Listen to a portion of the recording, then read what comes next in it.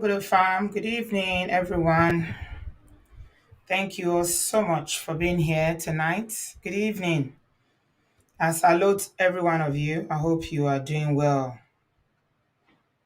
Mm, Thank you very much for being here. Good afternoon. Welcome back to our channel. How is everyone doing? I hope you are doing all right.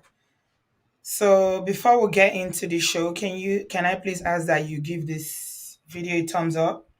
Please give us a thumbs up. Very, very important. Share if you can. Share the stream. Share it on your social media handle.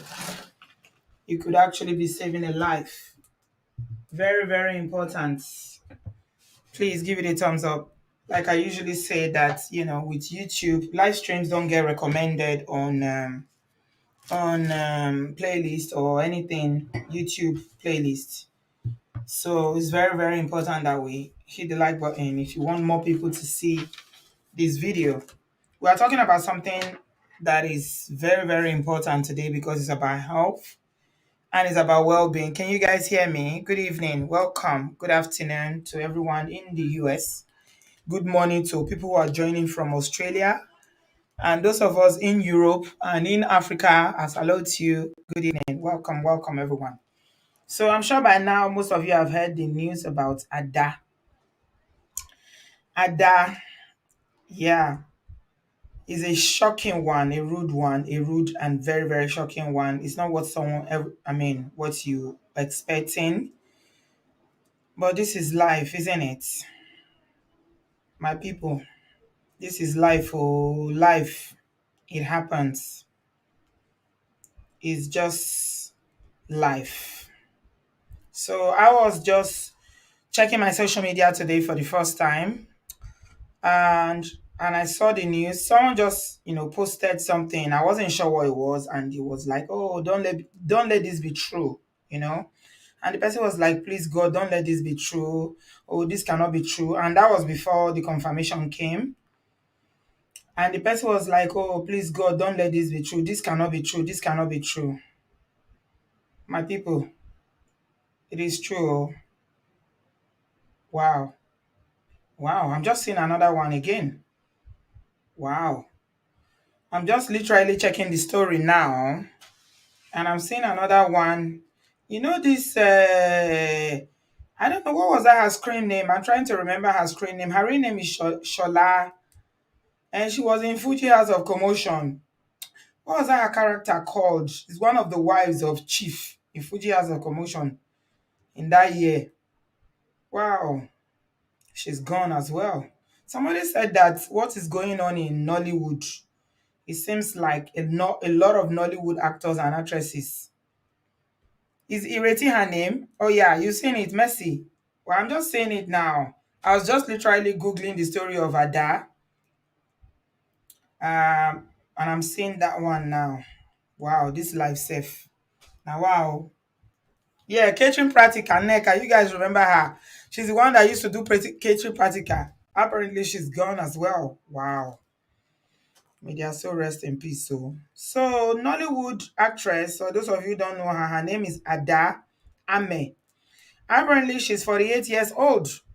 If someone had told me to guess this woman's age, I would not have guessed right. I guess some of the things that we go through in life do have an impact on how we look. I thought she was way older than that. Mm? I thought she was way older than that. I never knew she was 48 years old. Honestly. So her name is Ada Ameh, and she was 48 years old. And it's now been confirmed by the Nigerian Actors Guild of Nigeria. The president, Emeka Rollas, was the one that finally confirmed it. Because there were speculations since morning on social media, and people were saying allegedly they weren't sure. They don't know whether it's true. There's no confirmation yet. But they finally confirmed it now that she's gone. Yeah, that she's gone. She was 48 years old. Born May 15th, 1974 in Ajegunle, Lagos, Nigeria. She was a very popular actress. She was very funny. and she was a very good actress. Very, very good at her craft. She was extremely good.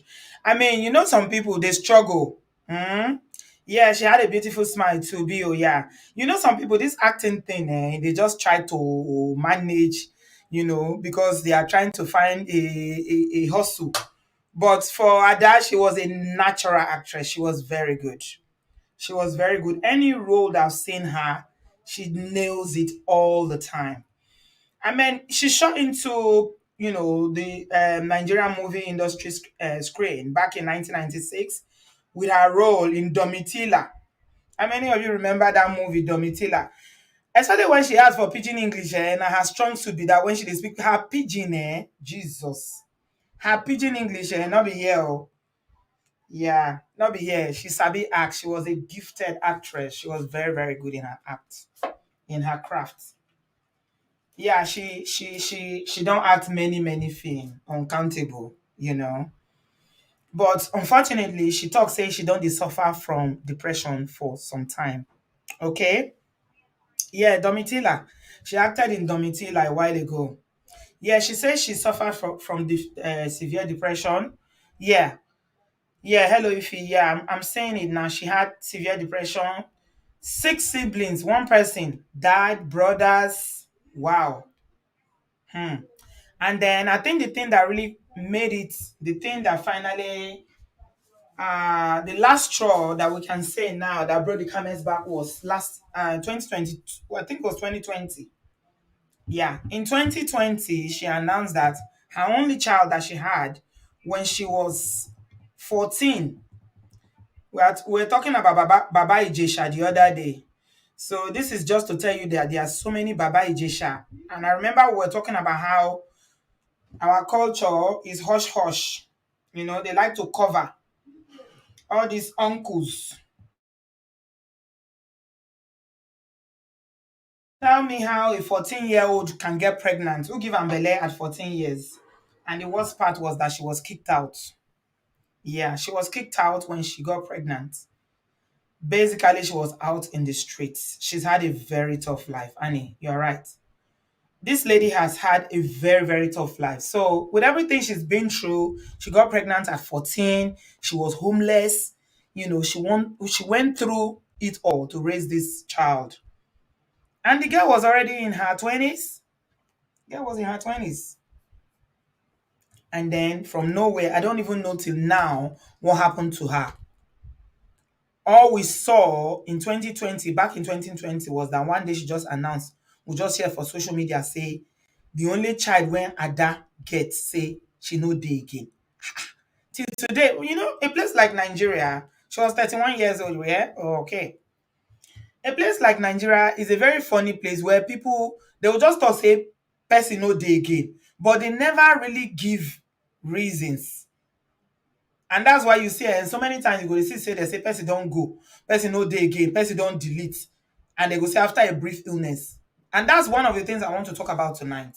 So we are going to be talking about all these illnesses, family history of illnesses, both mental and physical health. I don't know. Oh, Kemi was bullying her. Oh, I didn't know that. Fafa is saying that Kemi Oluloyo, of course. Misery love company now. If you know bully am before, you know go know say that one no well now. She said she get her own problem self pass both spiritual and mental. You know. And she sabi lie, as you see her, so she can lie. One time me and her, we got into it. And she said that me, I'm always posting her videos. Kemi Oluloyo. She said me. This me here that I post her video. I said, which video even they do when person they post? I've never ever spoken about her before. I just see the craziness she does on social media. I don't take her very seriously because I think anybody can buy her. She claims to be a journalist, US trained journalist. But as far as I know, she no go school of journalism. She not trained to be a journalist. All she keeps saying is that she's a doctor, she's a doctor, she's a doctor. And as far as I know, she didn't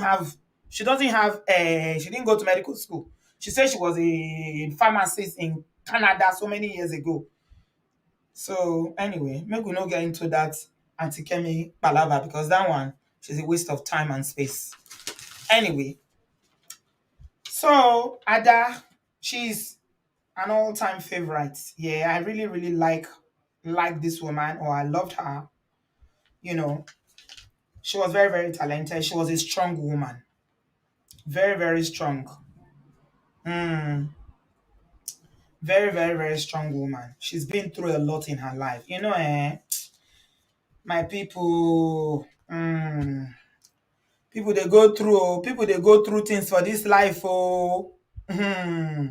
Gravitas. She said, Camido, she didn't get a pharmacy D either. All those titles she they carry up and down. Oloriro, all her titles are lies. She dey use them. She uses it to fool Nigerians now, so that when she starts speaking Fone, they deported her ages ago from Canada, wherever they deported her from. And she's not been able to go back, but she likes to fool Nigerians with her accent. So, I mean, I don't take her seriously because I think she's not well.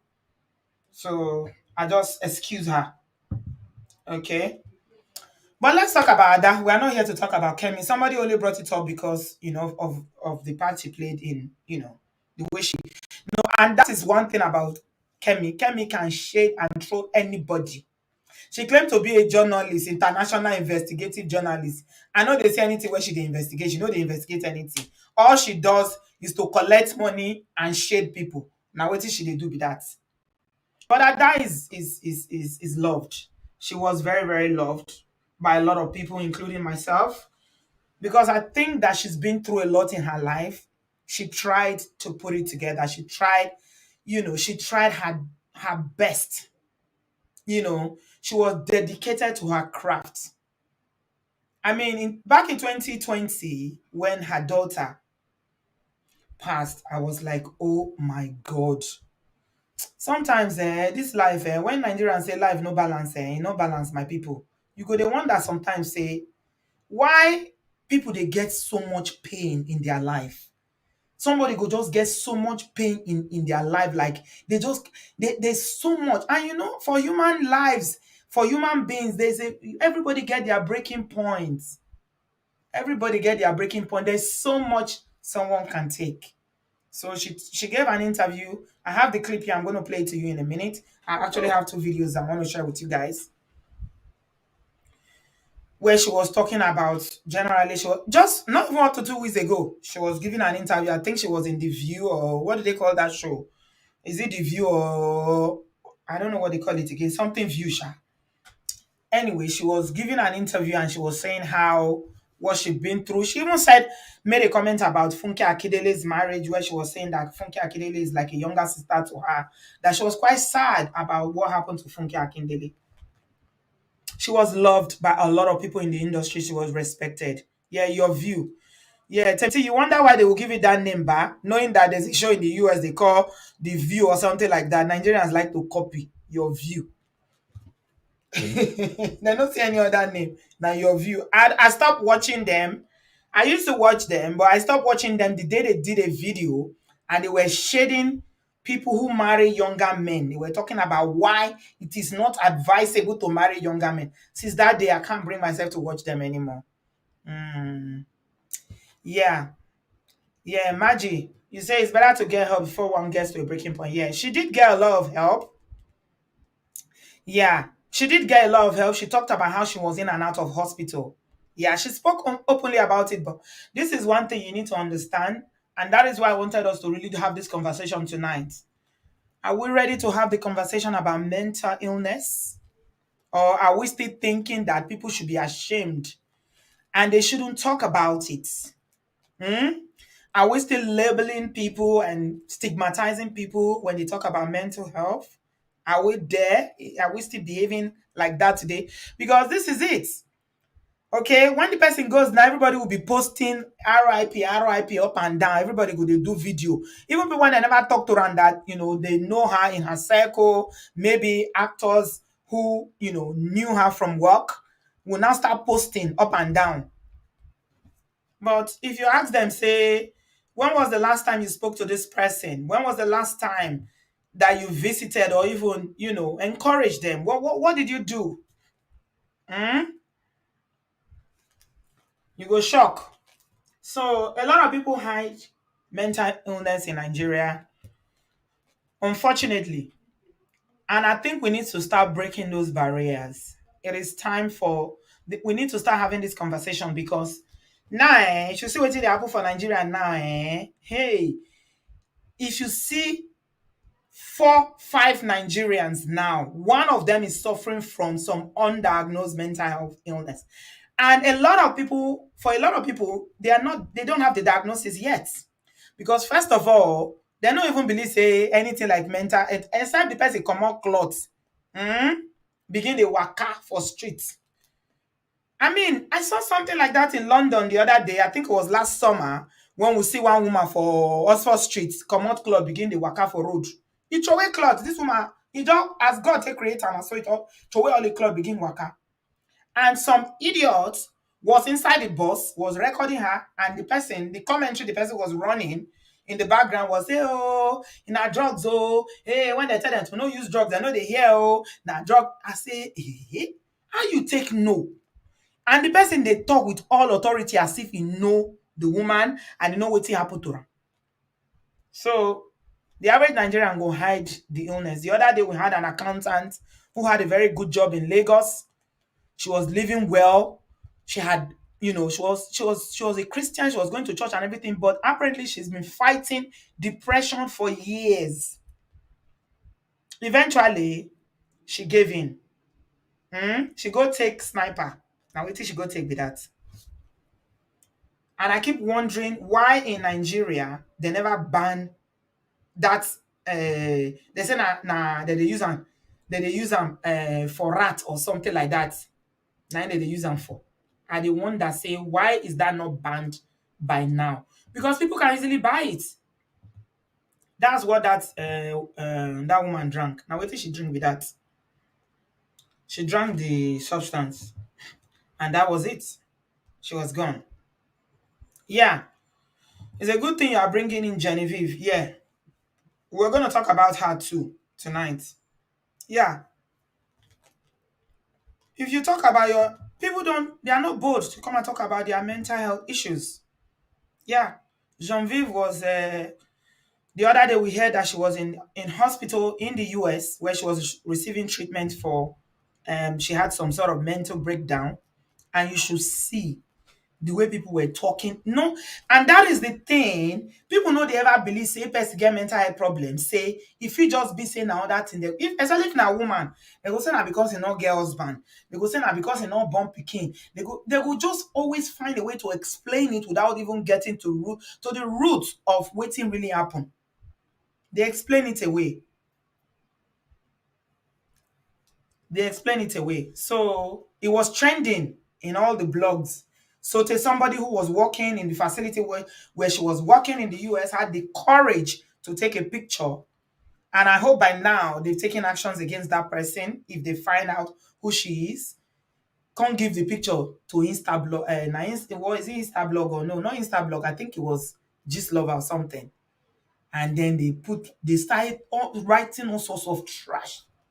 I couldn't even bring myself to do the video because I was like, it's wrong. This is just wrong.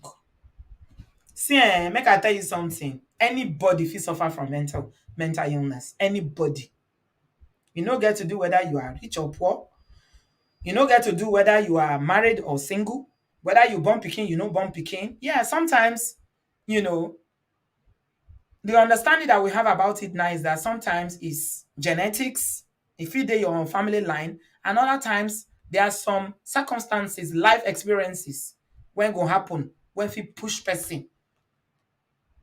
Yeah, fit push person. Depression is real, my people. It is very, very real. It's as real as cancer. It's as real as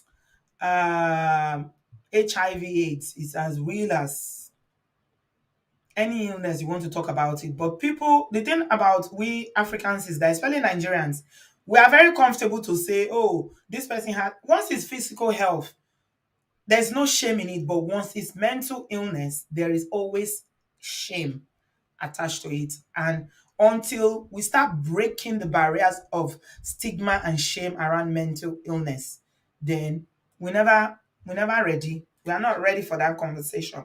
We are not ready to even know. And you guess what? Hmm. our people, we are more at risk. Black people are more at risk of developing one form of mental illness or the other. But you go to the getter now. All these people where they see that they function over there. One time I went to the US, my friend was telling me, he said, as you see them, so we there on the motor we were driving.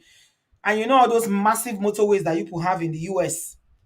He said, as you see them, so you can't tell me, say most of them they are on medication, antidepressant. Yes, they are not ashamed of it. You meet Oyibo today, go even tell you, say, in they depressed, go tell you, say, get bipolar, anything. But they manage it with medication, therapy, and other things, and they still manage to live a productive life. So they will still they go work, some of them will still get families, they will still they function. Maybe sometimes they go get, episodes of, when the thing go come hit them well, they might need to go into hospital, they might need to amend their medication, they might need to do other things, but they still they manage to function. But our people, what they finish us? Secrecy. It's the same thing with DV. Now the same thing is basically the same thing. We are a very secretive people. I never see secrecy. Yeah, baby, I didn't see that one. No peace. Ofuego. She's roaming New York, says bad marriage and mental breakdown. Of course. I didn't see that one. Share it with me, please, if you've seen it. Maybe on Instagram or my WhatsApp. So let's come back to Ada. Ada's one is really is heartbreaking, my people. I'm not gonna lie. It's really, really heartbreaking. She suffered from a lot of loss in her life. So many losses in her life. She talked about how she's lost so many family members, her dad, and about 4 or 5 of her family members. Let me play one of the videos. This is the last one. Okay, no, let me play the first one. This is about 2 weeks ago when she was on TVC. Is that correct? What's that about? I had depression, max depression. I've been depressed for some years, and it became very worse when I lost my daughter in 2020. Oh. And sometimes So sorry to hear that. it's well. Sometimes I wake up and we practically grew up together. I was 14 when I had her, so she was more like my younger sister. And my friend, she was my best friend, and I just saw my world crumbled before me. Yes, we I'd lost 3 of my sisters before 3 that sisters. time, and each of them had like three children. So you can imagine the I'd lost, like, 3 responsibility. of my brothers and my father. So after burying all these people, then my daughter, That's 7 people. my younger sister that died last, she died in 2018. She was a footballer. She was one of our female coaches. She was one of the assistant coaching on the 19 female national team. And after she died, I thought I was going to be the next. I don't know. But when my daughter died, my world crumbled before me. And then sometimes I see myself for days. I could cry for days. Of course. And I've been in and out of hospital. You see? So she spoke about being in and out of hospital. She was open about it. She was quite open and vocal about it. But you see, I don't know if she got adequate support, because there was a time also that I heard about how she was now medicating on alcohol and, some other things. Because people always have to, they find ways to cope. That was her only child. She had that. This is the girl at 14. 14 years old, she had that child. And according to the story, she was driven out of, they drove her out. The parents drove her out of the house, which is what, some parents would do back then. You go carry belle, who give you belle? But they don't forget, say, at 14, she's basically a child herself. So if our people even understand the nature of when they talk about Baba Ijeshan, this kind of abuse. And now that's why I felt that Baba Ijesha case was very, very significant to open people's eyes. Then I wish there was the understanding that, therefore, no, say she said she was a vulnerable child. And now somebody now abuse and give her belly at 14, because she was not even supposed to be having Kerewa at 14. You understand? But she grew up in a very rough area in Lagos, Ajegunle. I heard so many stories about that place. It's like it's slum. It's a slum. Yeah. was a slum. So you can imagine, her upbringing, how tough it was. That means the parents were not well off. They were not well off. She was from a poor background. And then at 14, she found herself with pregnancies. Yeah, it was a hood. Ghetto. Yeah, ghetto. I mean, we used to hear songs about Ajegule, Ajegule. I don't know whether it's still there, but from when we were growing up, even before you reach Lagos, you go down to hear stories about Ajegule. It was one of the most notorious, you know, in ghettos in Lagos back then, right? Slum of all slums. I've never been there, you see. That's the funny thing. I've never been there. I've never been. Yeah, yeah. She was smoking, she was drinking to cope. Because when you don't feel good, you want to feel good. So when she talked about how three of her sisters, that passed, and all of them have three children, I'm thinking about the responsibility now that is falling on her lap now. Because when those of our three children, three sisters passed, and they have three children, nine children, who go raise them? Hmm? Who will raise nine children? She's an actress. Yeah, she was getting by, but not enough for her to raise nine children, except if they had fathers who were capable of looking after them. I don't know. I'm just saying that. That's a lot of responsibility on one person if she had to cater for them. She was raised in the barrack. Komoti say, yeah, she was raised in the army barrack until her father kicked her out. So her father was a soldier. Wow. So that was Ada speaking openly about her mental health issues, and this was just a few days ago, Farm right? She Alpha. posted. Everything's going to be fine. Yeah, I have an issue right now. I'm taking my life. I'm not going to get over it. I was given a job. I didn't do the job because I had mental issues. Would people understand when you say you have mental issues? They won't. They are slamming me with a bill, suing me. It's okay. It's okay. My goodness, my people, did you notice the way she looked? Forget about the pancake. Oh. Look at her eyes. This woman has not been all right for a long time. She's not been all right for a long time, and now it is too late. She's gone. So apparently, she even posted on her Instagram about 20 something hours ago. She posted on her Instagram, because I quickly went to her page to check. I went to check, and I saw that she posted not too long ago. Apparently, somebody invited her to Delta State. Somebody financed her trip to go to Delta State. And she went with a group of friends. When she was in the airport, somebody was recording it, and she shared a post where she was thanking, you know, the people that invited her. She said she was having a good time. But all these things is deeper. These things are deeper than one-off trip of, okay, come, let's give you food to eat, let's take you to a spa, let's give you a good treatment for a weekend. These issues are deeper. And that is the thing about mental illness, depression that she was suffering from. They are deeper, you know, until you get to the bottom of it, the root of the matter, and address them. All these ones, the good time, going out, hanging out with friends, it helps, but it's just superficial. Because there's a reason why she was in that space, why she was not well mentally. She said it. She said she's been fighting depression for a long time. And then in 2022, when her only child, who grew up like her sister because she had her when she was 14, now passed, she said that was it.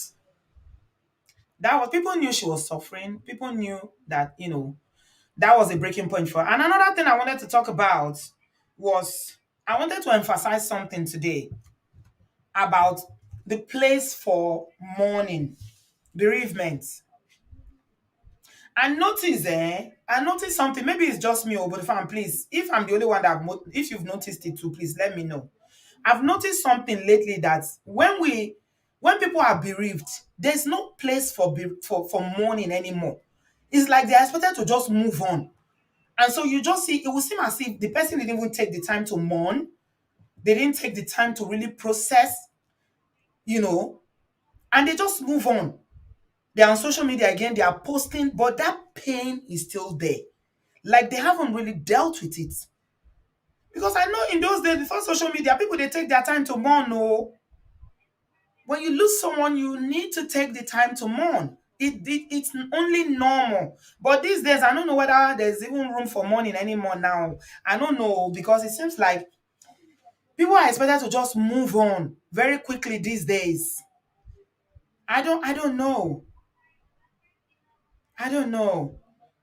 Jay is saying I'm a psychiatric practitioner in the UK. The influence of immigrants with mental health difficulties is alarming. Unfortunately, they don't tend to seek for help until it's too late. Yeah. Yeah. Is there bereavement counseling? How did we used to deal with bereavement? Temiti say no bereavement services at all in Nigeria. We don't even see it as a problem. Yeah. And it's also the way people talk to you when they in Nigeria when you are bereaved and somebody comes to greet you. They basically just tell you to get on with it. You know, they tell you don't cry. And you hear those of you who understand Yoruba will hear people will say, ah, niriru emo. Something like this will not happen again. But you know those things are not true. It's not true. It's the way we even our attitude and the way we understand bereavement too. There's something faulty about it. You know, we don't engage with it. Maybe because I don't know, maybe I feel like as black people, Nigerians especially, we don't like that place of pain and sorrow. So we try to move on very quickly from it. We try to get on with it and say, oh, it's happened, it's happened. You are not the first time, and you are not the first person this will happen to. It's happened to a lot of people. So just get on with it. No. It's a process. Yeah. It's a process of which nobody can tell you this is the length of it or this is the process. Everybody's journey is different. Okay? Mm, yeah. Yeah. It's quite hard. Trauma say Auntie B, you don't know how hard it is. Depression and other mental health conditions are never understood or helped by our people. Many Nigerians instead, they'll tag you and say her madness has started. Yeah. Yeah. Yeah. No understanding. There's no understanding. Joy said, I was in SS2 when I lost my mom. I couldn't go to school for 2 weeks. I got punished after I got back to school. No understanding of mental illness in Nigeria. Wow. Wow.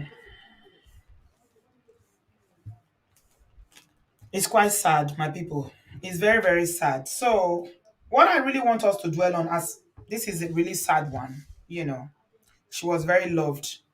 Unfortunately, the illness took her eventually. But somebody reminded me something today on Instagram while I was preparing for this show because this, if you guys check those who follow me on Instagram, if you saw my stories, this was not what I was meant to do. I was meant to do a story about a Ghanaian man in the Bronx in New York City who deleted his wife. That's the story I was going to do until I saw this one. Then I pushed that one forward. And then the person made me go into my DM and say, Auntie B, we need to look at this issue critically. Yes, there was depression and she suffered from a mental illness, which she acknowledged herself. But also, we need to look at physical health. If somebody is saying that three of my sisters eh, have, in a period of time like this, they've been deleted. Three of my brothers, my dad. Is there something that is medically that they could have looked into? What is the reason? Do we even find out reason? Is there any? Do we find? I mean, we just they assessing a malaria, they kill everybody. If person just delete, they will just say a malaria or typhoid. Do people know their family history? Because I know over here in this part of the world, they will ask you about your family history. medically? Do you have history of, you know, high blood pressure, diabetes? Do you have history of, you know, they will name all these sicknesses. Do you have a history of it? Some of us don't know our family history. And I strongly believe what that my subscriber was saying when she was pointing me to the physical health issue as well, that there might be something on the line that is wrong in their family line in terms of, physical health and diagnosis that were not identified. Because according to what we heard now, Ada she went to Delta State, and then she just dropped. It could have been heart attack. I don't know. And this is my problem.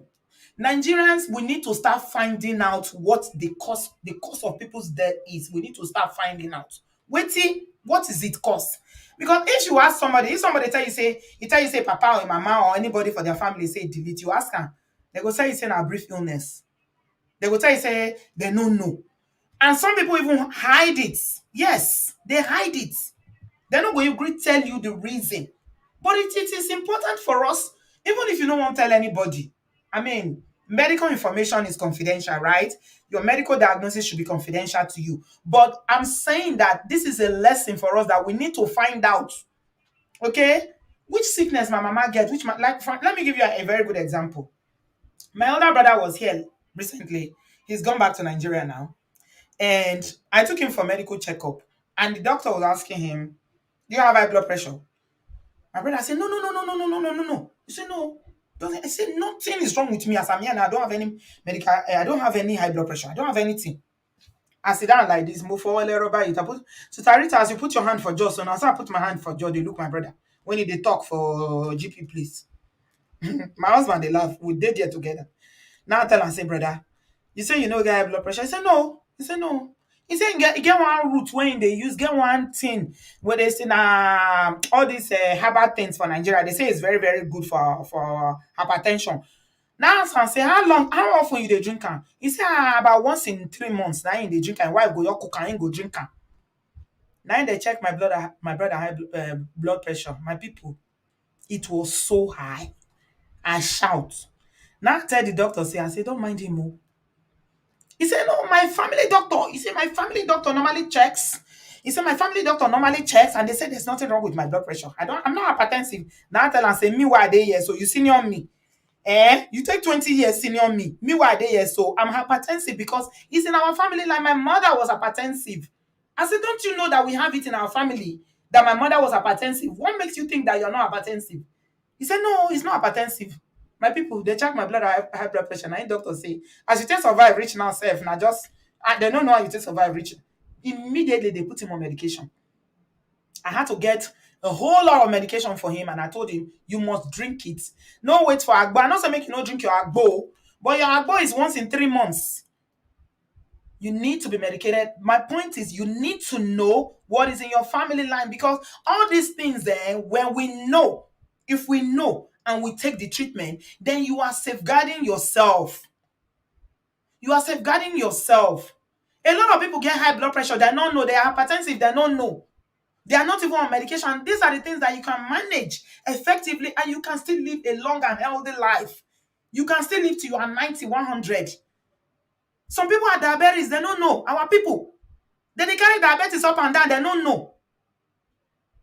They don't know, say they even did diabetes. So we need to start asking those questions. Everybody, if you still get parents alive, you need to start asking questions so that you know what you are susceptible to. What is in your family line? Waiting kill your papa, waiting delete your mama. If you get other ones, check their history. That's what they call history. We need to know, because this is how we can help ourselves. Deny, not they save anybody. Say, no. Like my brother was in deny. Say, now I call him wife. Now I tell him wife, say, your husband say no get, they are hypertensive. Oh. He saying they test, saying they drink agbo, gets now say, he tell you what happen when they check his blood pressure. He said, no, he not tell her. Now I tell her, say, the medicine I buy for him, make sure say they drink her. He was basically in denial. He said, no, they are hypertensive. Family medical history is crucial, my people. Okay, I'm going to take calls now. The link is in the comment section. Please give this video a thumbs up. We are talking about health and well-being. Our health and our well-being is very, very important. Look, we dey find money, we want buy house, we want buy car, we want invest, we want do this. Now they are alive, now they enjoy all these things. Oh, my people, health is number one. The person not well, even old age, they sweet when person not well. I'm telling you. I know say we Africans, we won't live forever. But life no dey sweet self. When you old, where be saying that so sickness is not good. And early detection is crucial for every sickness where person get, including mental health. If you quick know, then you go quickly they treat them.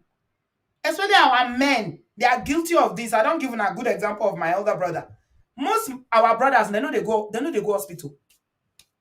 They say, ah no, I just get headache, I drink paracetamol, I don't well. When was the last time you did your MOT? When was the last time you did your blood works? When was the last time you went to your doctor to say, I just want to even check today? How are my organs, my liver, my kidney, are they working well? I beg Mokuna, send me go hospital. Even in the UK that we pay contribution to the NHS, so we don't pay again when we need to go to the hospital. Some people, some of our brothers, especially men, they don't take advantage of it. They will never go for checkup. One day you just say the person sleep. They say, he sleep, he no wake up. Now something no make him wake up. Not be witches and wizards, my people. In heart, don't give up. Maybe you don't get heart problem where they carry up and down since when you don't know. Because prevention is better than cure. So we need to start asking questions. We need to start looking at ourselves, looking after our health better. Okay? And this stigma and shaming of people with mental health, so it needs to stop. It needs to really, really stop. Good evening, Sister Rita. Welcome, my sis. Mr. B, good evening. Good evening. It is well. Very, very. It is well. Wallahi. I was so shocked when I saw Ada Ameh that Ada Ameh is dead. Because I used to follow her when she did the Johnsons. Because of her, I watched the whole episode. So I was so shocked. There's something I want to say. This, our Nigerian doctors too, they are not helping. Because when I was back then, I did not even know I had a depression and the rest because I was going through a lot. I told you I ran to the church. So there was a day I was so down I had to go to the clinic in Kenaland there. So when I got there, I told the man the way I was feeling. I was so down because it was as if the whole thing, I cried from my house. I was taking my boy to school because I put him in Covenant Secondary School. So I was taking him to school, and that day it was raining. I cried from my house to the church. So I began to wonder why I was crying. I did not understand. I was just confused. So as I was confused, I took myself like that to the clinic, and I told the man, please, I want you to check me. What is wrong with me? He said, there's nothing wrong with me. I should just go and rest. Maybe I said, but I'm not doing anything. You understand? I didn't know I was going through a lot already. Not until when I got to where I am now that I now find out that, in short, if I've stayed back home, sister, I'm sure that if I don't delete. You understand? If I don't delete. And another thing again, the second aspect I want to talk about is that, we have low BP and high BP. I never knew that I have the low part of it. I traveled out. I was in one of the countries. That I was one in the is market. very dangerous. That's the one I want to you look at. go they drop all the time. You go don't pass out. Yes, that's the one I want to point out now because that's the one I had then.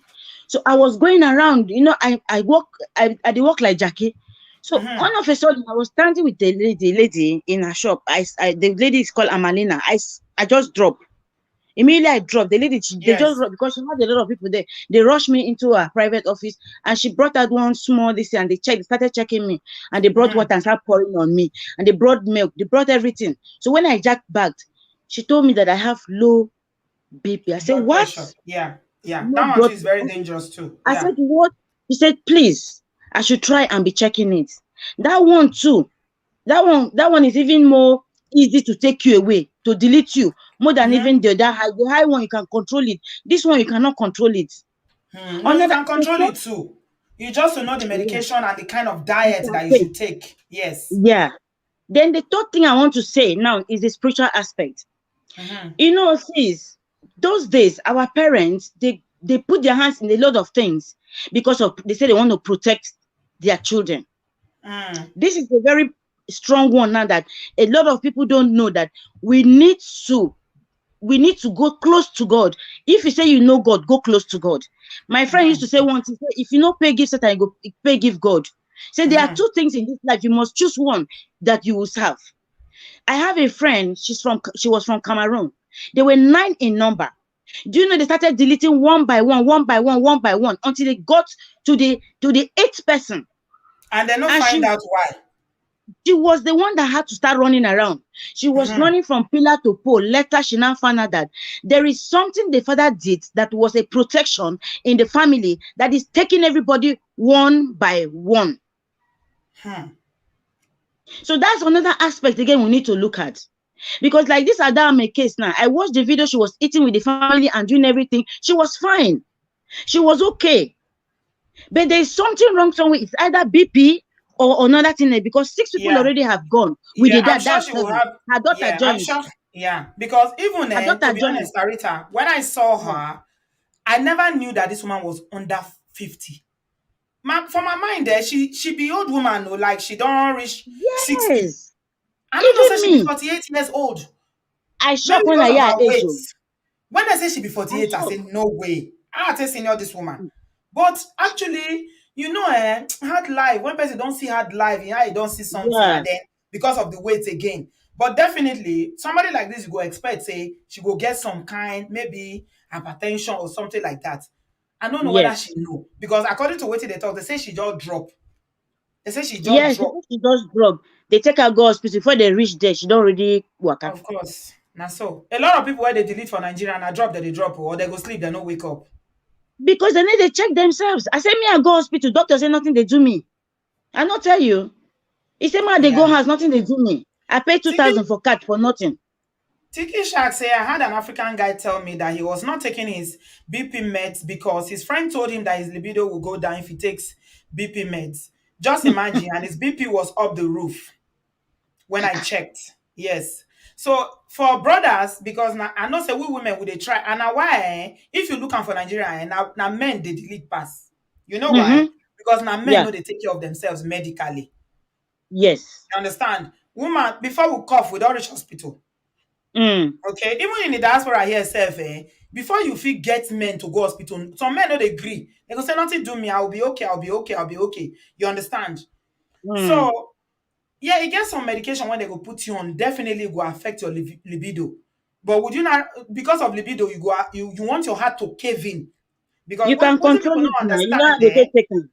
so Mm-hmm. you prefer make you they wake up with strong banana every day than make your heart just give you or make you get stroke. Abi? Because at the end of the day, if you get stroke, that your banana go die You completely. know Not go go fit use work them again. again now. I want to use them when the team don't go, when body one side don't go. So now you go choose, Eh? just choose your poison. Choose the one when you want Yes. choose. Nah, Because I now beg. health Make we is dey try. wealth. Yeah. Make we dey try, I beg. Make we dey try. Make we dey look the hospital aspect. Make we dey look the spiritual aspect. Make we dey do everything. Especially when people they go like that, they go online, they go. Find out wetin be the problem. Wetin make people they go like this. Yeah. Find Thank you, out. I Sarita. beg. Sister, brother, I beg. Make we wake up. I beg. And because you dey go church, no mean say you no go take your medication, no.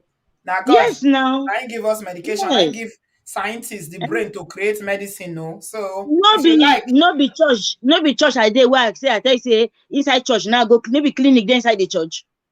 Church no know say hospital good before dem put all the hospital inside church. Dem know say yeah, you go pray, you go still go meet God too. You go pray, you go still go do the medical aspect too. yeah, Eh? do both. Abeg, It's make we very, help very ourselves, important. abeg. Yeah. Thank It you. is well. Yes, so. All right. So me, I go advise everybody where they listen to this live stream now. Please give it a thumbs up. And my link is in the comment section if you if you want to contribute. Just check where Obodo Igbo TV is and click on it. Once in a year, carry yourself, go hospital, go your GP and do MOT.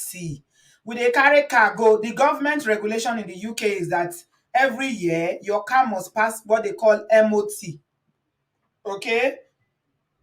If government say motor must pass for you to put the car in the road in the UK, It must pass. You go test am, you go pass. If you not pass, if you can't go that place where they do the check, anything faulty, they go tell you, you go fail. You go repair am, come back. You go pay another money to do the MOT. If you know, if they ever do am for you, say some things, they go give you the list of all the things wey wrong with the car. If police stop you, they go ask you. In fact, this day they know they ask, it dey their database. They go know whether you get MOT or not. So if we feel they check motor when we dey drive, then how much more your own life? We need to take our health and well-being more seriously, my people. Now, so money we dey pursue. Money is good, oh. Don't get me wrong, me, I like money, oh, but I like my life more than money. Brother Patrick, good evening, sir. Yes, Sister B, thank you for what you are doing. This is serious talk. Oh. Mm-hmm. May the soul of our sister rest in perfect peace. Oh. Amen. You know, let's talk about medical history. You know, when I was younger, around maybe 14, my mother had serious blood pressure Mm-hmm. because our last baby, she had the last kid in 1967. Mm-hmm. That was my younger ones. They were twins. One of them survived, but one of them got deleted. Mm-hmm. My sister was the one that was going to Lagos University Teaching Hospital to go and collect her medicine. I will never forget. They give her moderatic and adamant. It comes in bottle, more than 500 in a bottle. Mm-hmm. And that was what she was taking until she died at 74. Hmm. And the BP never went down. Hmm. So I know that. Even when I got to US, I had to stop taking coffee. That was the time I went to hospital after taking coffee in my office. They have to sit me down and say, my brother, they have to check my BP twice. Yeah. I just have to stop. Since then, my BP has been, by God's grace, has been normal. Yeah. You know, I go for my medical checkup every year, yearly checkup, and if I have any issue, and I go. And you know what this lady went through, I've gone through it too. You know, I was telling you the other time, Hmm. and I can feel the pain, even up to now. Hmm. It's not easy. That was the time I lost 4 members of my family. Hmm. I'm going to tell you, one of my senior sisters, a very lovely lady, she was bleeding. She went to the hospital. My family, the husband just got a call that the wife died. She has a pelvic cancer. Hmm. Nobody ever believed it. She was working at Cadbury, people that produce Bonvita. She was a supervisor. Hmm. The death pain, their death pain, Cadbury, they gave her 1 million naira, apart from her gratuity or whatever, as gifts. I will never forget. She died of pelvic cancer. Hmm. My one of the twins that survived too, my younger brother, you know, he took his leg on a nail and he took him to hospital. He was given injection, but they never gave him tetanus injection. What injection were they giving if it's not I tetanus? don't know, my sister. So by the time the thing hooked him, the thing just went to her neck. I wasn't at home. And by the time they took him to hospital, they knew immediately. And they quickly rushed tetanus injection. They did it. My friend went to buy, but he died. Hmm. Are you getting me? He died. Hmm. My other brother, that one died of drug overdose. Marshall. Yes. Then my mother died. I told you he's been sick with hypertension and everything. And above all, my fiancé died. Hmm. He died. That was a lot. She died, and this thing happened within 2 years. Hmm. Sister Auntie B, she died of accident. Even the parents didn't know. I was the one that knew. I Hmm. went to the parents. Where is it? They said she's gone to school. Went to University of Benin. I said no, I didn't see her in school. And I went to a Degbe Park. Went to everywhere. The Degbe, they were hiding it at the circle. Somebody, they had an accident and everybody died in the bus. I said, what? Hmm. So I just went to call the brother. We went to search at Ore. The only thing I didn't do, I didn't go to the mortuary to identify her. It was the brother that went there to identify her. Hmm. Sister B, I tell you, I was heavy. I was lifting weights there. My weight just dropped It like dropped. that. The shock. Hmm. I tell you, if it is America, I will still be going through therapy now. Hmm. Hmm. When I remember now, the thing still pain me. Of course. Of I course. still cry. You know, these are people that I know. Yeah. These I are, mean, people. Not you don't just know them. You people you loved. the people I love. Yeah. And the funniest thing, I was the one, I was directly involved. You know what I mean? I was the one doing the burial. You know, I was a pastor. I was doing the burial. Like, oh my God. And people are, you know, people don't know. I know what it's not as if this one is not a spiritual attack. People are saying something is wrong with the family. Nothing is wrong with the family. You know, like my brother that died. If he has taken a tetanus injection, he would have died. Yeah. My senior sister that died, you know, it was in the neglection in the medical sector. Mm-hmm. If a Mm-hmm. woman is bleeding and she's been coming to hospital, she's complaining, you know, they should have run tests, something is wrong. How can you go to hospital and that same day she just died? She bleeded heavily. You know, Chai. I have to go to the mortuary. I want to see her. If I tell you how many times I've entered mortuary, I can't even count it. I can imagine how this impacts on even your own mental health. I It's tell not you, easy. it affected me. So by the time I met my president, I would just say, me, I'm not there for no long courtship. I want to marry. So everything I was doing it fast, fast. I just want to. God really helped me. And let me tell you, there is no support in Africa, Nigeria. No. You are on Yes. your own. Yeah. If you don't have family and friends to support you, you're Yeah, on your people own. will be saying something is wrong with you. Mm-hmm. Mm-hmm. Something is wrong. If I can take that, you know what? Let me give you an example. What helped me? I will go when we go to the Holy Ghost service, redeem for Holy Ghost service. When we are coming back, we go to Mountain and Fire. I say, let me look Bano Sarah. I will just go to my sleep. Mm-hmm. You You know, pray you pray till you are exhausted. it was God that really helped me. Mm-mm. It was God that really was behind me. I Mm-mm. can't even say this is the way I You got through survived. it. I just Yeah. know. In the midst of Mashallah. that, you know, people were playing Visa lottery. I didn't play Visa lottery.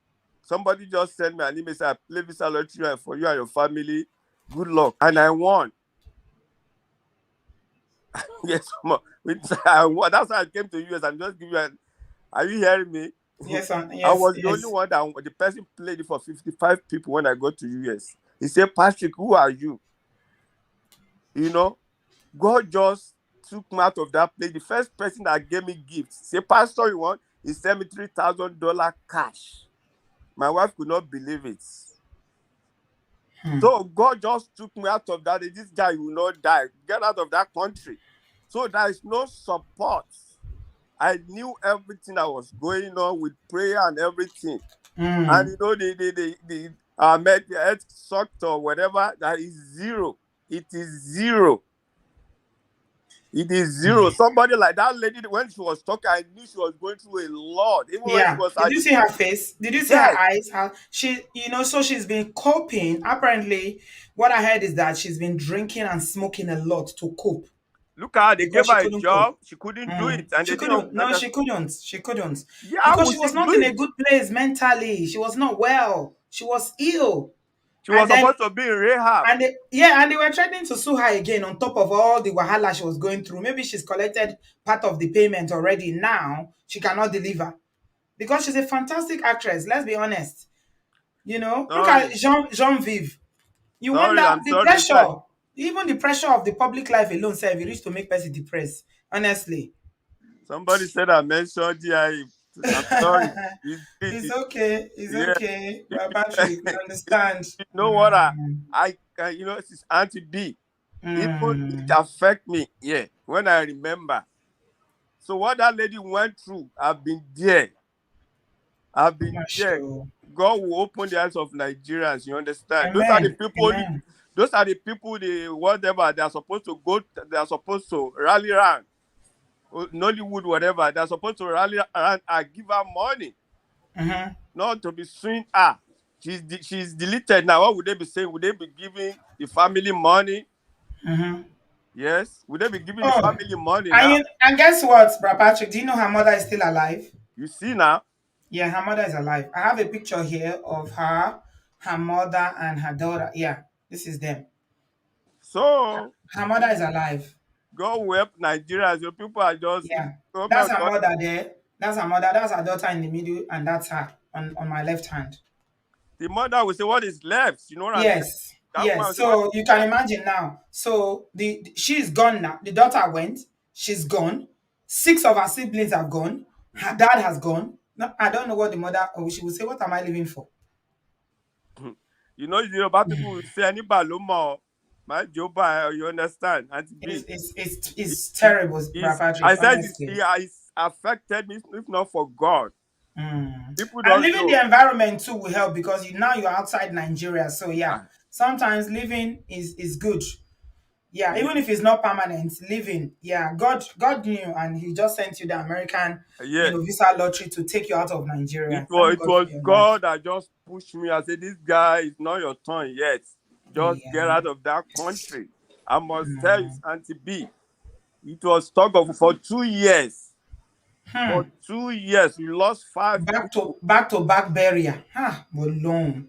So Ah, God will help us. Thank you for giving amen. the opportunity. Thank you, sir. I appreciate you, Brother Patrick. God bless you, sir. Bless you. Thank Ah, you. thank you very much. Yeah. Oh my God. This is so sad. Yeah. While we are talking about it and people are sharing their own personal pain, I wanted to talk to Kay. Kay said that she had a breakdown during the lockdown. Kay, I used to see you a while ago. I didn't even know what happened to you. I'm sending you my love. Stay strong. The Lord is with you. Please you don't need to hide. You don't need to be ashamed. We're sending you love and light. Please continue to engage with all the therapeutic services, treatments, whatever your GP or your doctors are prescribing. Please continue to engage with it. It is well with you. Thank you for sharing that with us. This is what we want to hear. I'm looking forward to a day when Nigerians, Africans will be able to come forward and say openly, I have mental health illness. Yes, I've got this diagnosis. I've got bipolar, but it's under control. I'm taking medication. This is what I'm doing. This is what I'm doing. You will encourage more people. You see the way people are talking about, we are speaking up about DV now. I'm looking forward to a day when people will speak out as well about, they'll be open about their mental health challenges. I don't know how many of you know this lady who has this magazine in Nigeria, John Viv magazine, Betty Rabo, talks openly about how she struggled. And this woman she's in her 60s. She's like 66 or 65 years old now. And she talked about all the struggles she's been through all her adult life, basically with mental health. We need more voice. We need more people to be vocal and to talk about mental illness without shame. Very, very important. It will help people who are survivors and even people who are going through the process. Very, very important. We need to get there. Very, very important. BBMJ, you're welcome. Please unmute yourself. Hi, BB. Can you hear me? Hi. Okay. Yes, I'm listening. I wanted to contribute something as Go well. ahead. Mm-hmm. And this hits home. So please permit me. But before I even do that, what I wanted to say was to tell you thank you for all that you do, because this is not, I don't know how you do it. Your strength is beyond amazing. To be able to hear this all the time and to be able to share it with us and still give us encouragement and then go back to your family. Kudos to you, Sister B. Thank Well you. done, well Thank done, you. well done. Now, this hits home in so many areas. I'll start Okay. with Ada. Ada is a beautiful woman. Mm-hmm. I used to work with Pedro Obaseki so many years back. So the days of Domitila and Ada Ameh, we all started together because I was working a little bit in that industry. And I can tell you right from that time, she was a beautiful lady. Pedro Obaseki used to say something. He would say, you they talk like person we don't drink kai kai. But looking back now, that lady spewed out what was bothering her without us even being aware. Let's think about it. No child gives birth to a child at 14 and remains sane. Even Especially without parental support. They kicked her out. Yes. Even as an adult woman, when you give birth to a child, you know something has left you. You have to mentally and physically heal yourself back to continue, because that's a lot of work. You know, so she already had that issue. And now you're now in a society that. Yes. We can hear you. Go ahead, Bibi. And now makes you. Hello, can you hear me? Go ahead. Yes, that outcasts you and now makes you look like a terrible person. So that mistake was done. And she carried that shame for years dealing with that. She was able to bring herself out of it and she got better.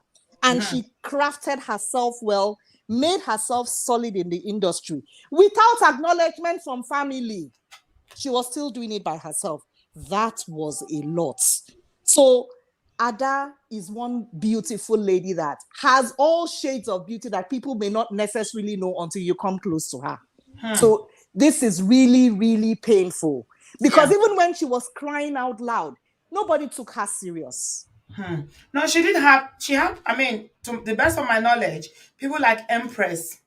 Oh, yes. Empress did was her there job for well. her. Yes. Empress was really supportive. She was always there. She's the one that we can openly say, because I mean, a lot of people were talking about her today, because you see, this life, let's just be good. Do good, because you don't know, people will see it. Yes. You don't even need to do it to impress people. Just be good. That's if you are true. good, people will notice. Empress has been there for Ada, and she's solidly supported her.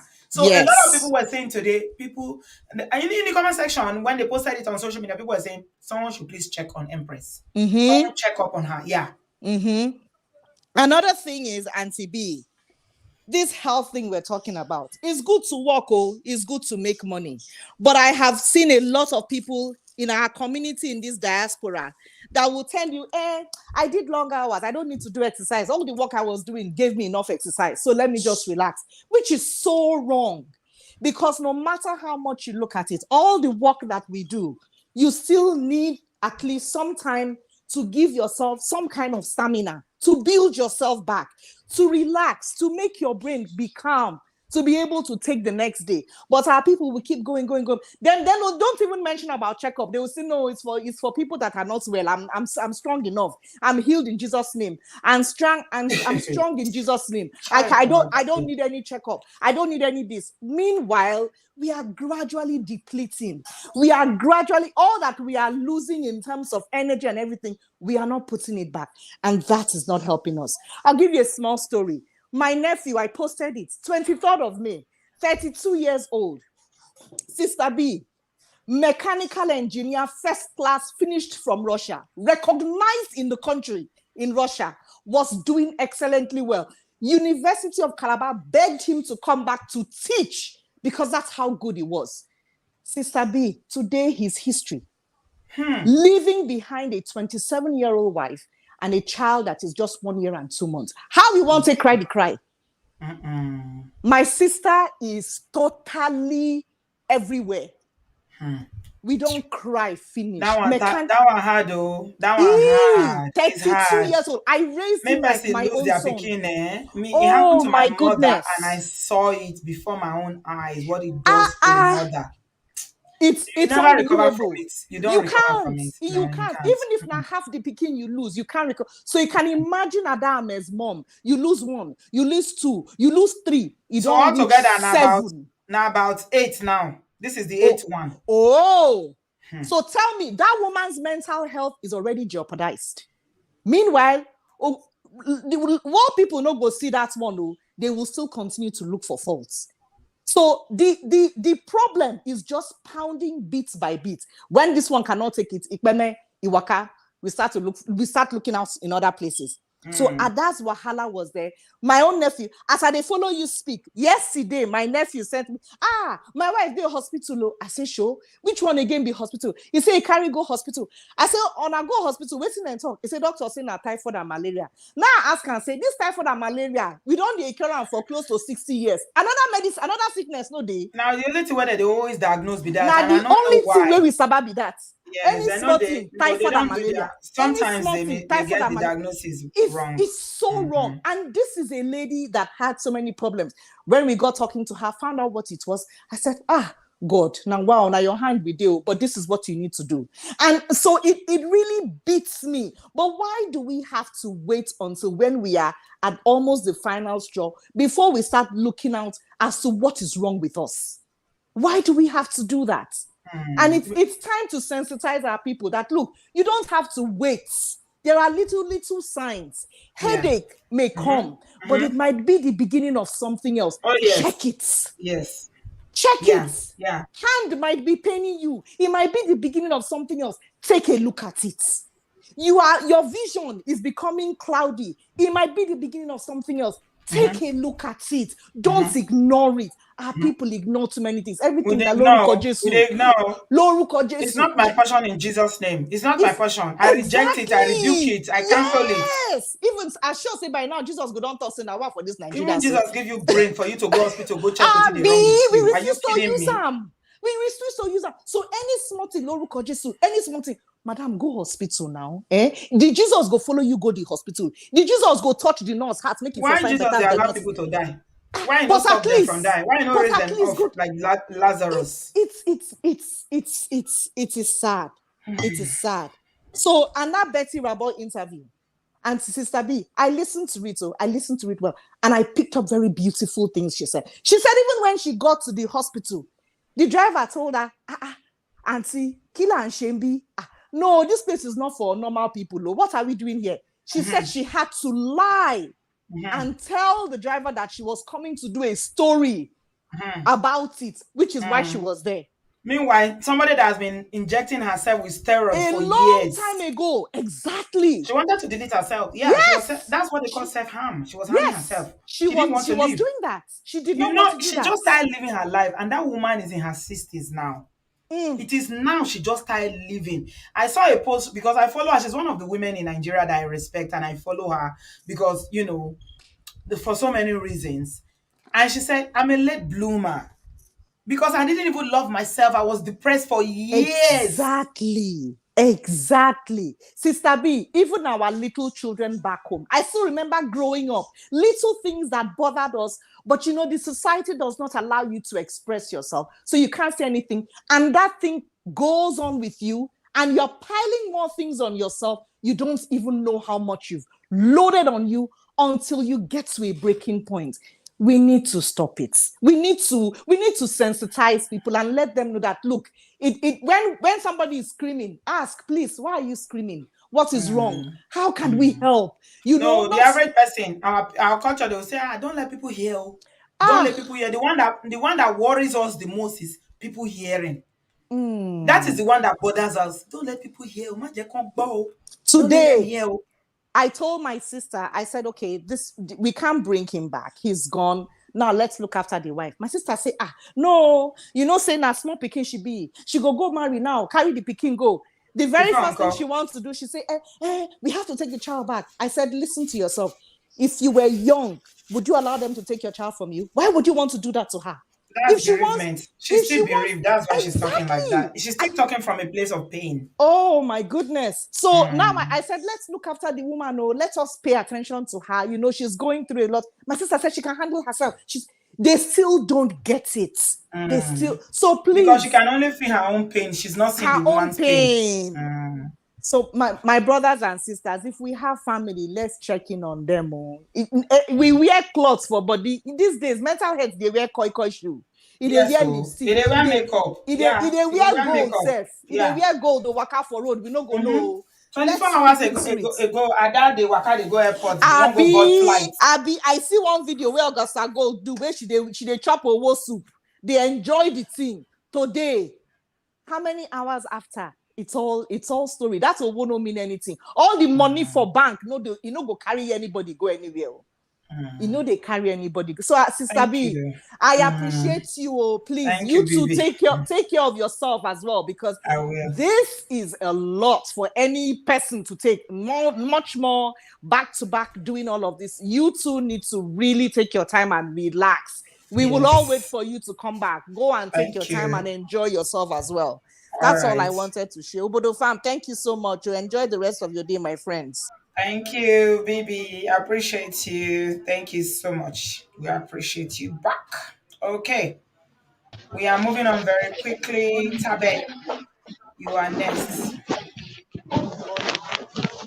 Hi, Tabe. Can you hear me? It's quite noisy in your background. Hello, you are on. Hello, are you getting me? I'm getting you. Are you with us? Yes. Or are you busy?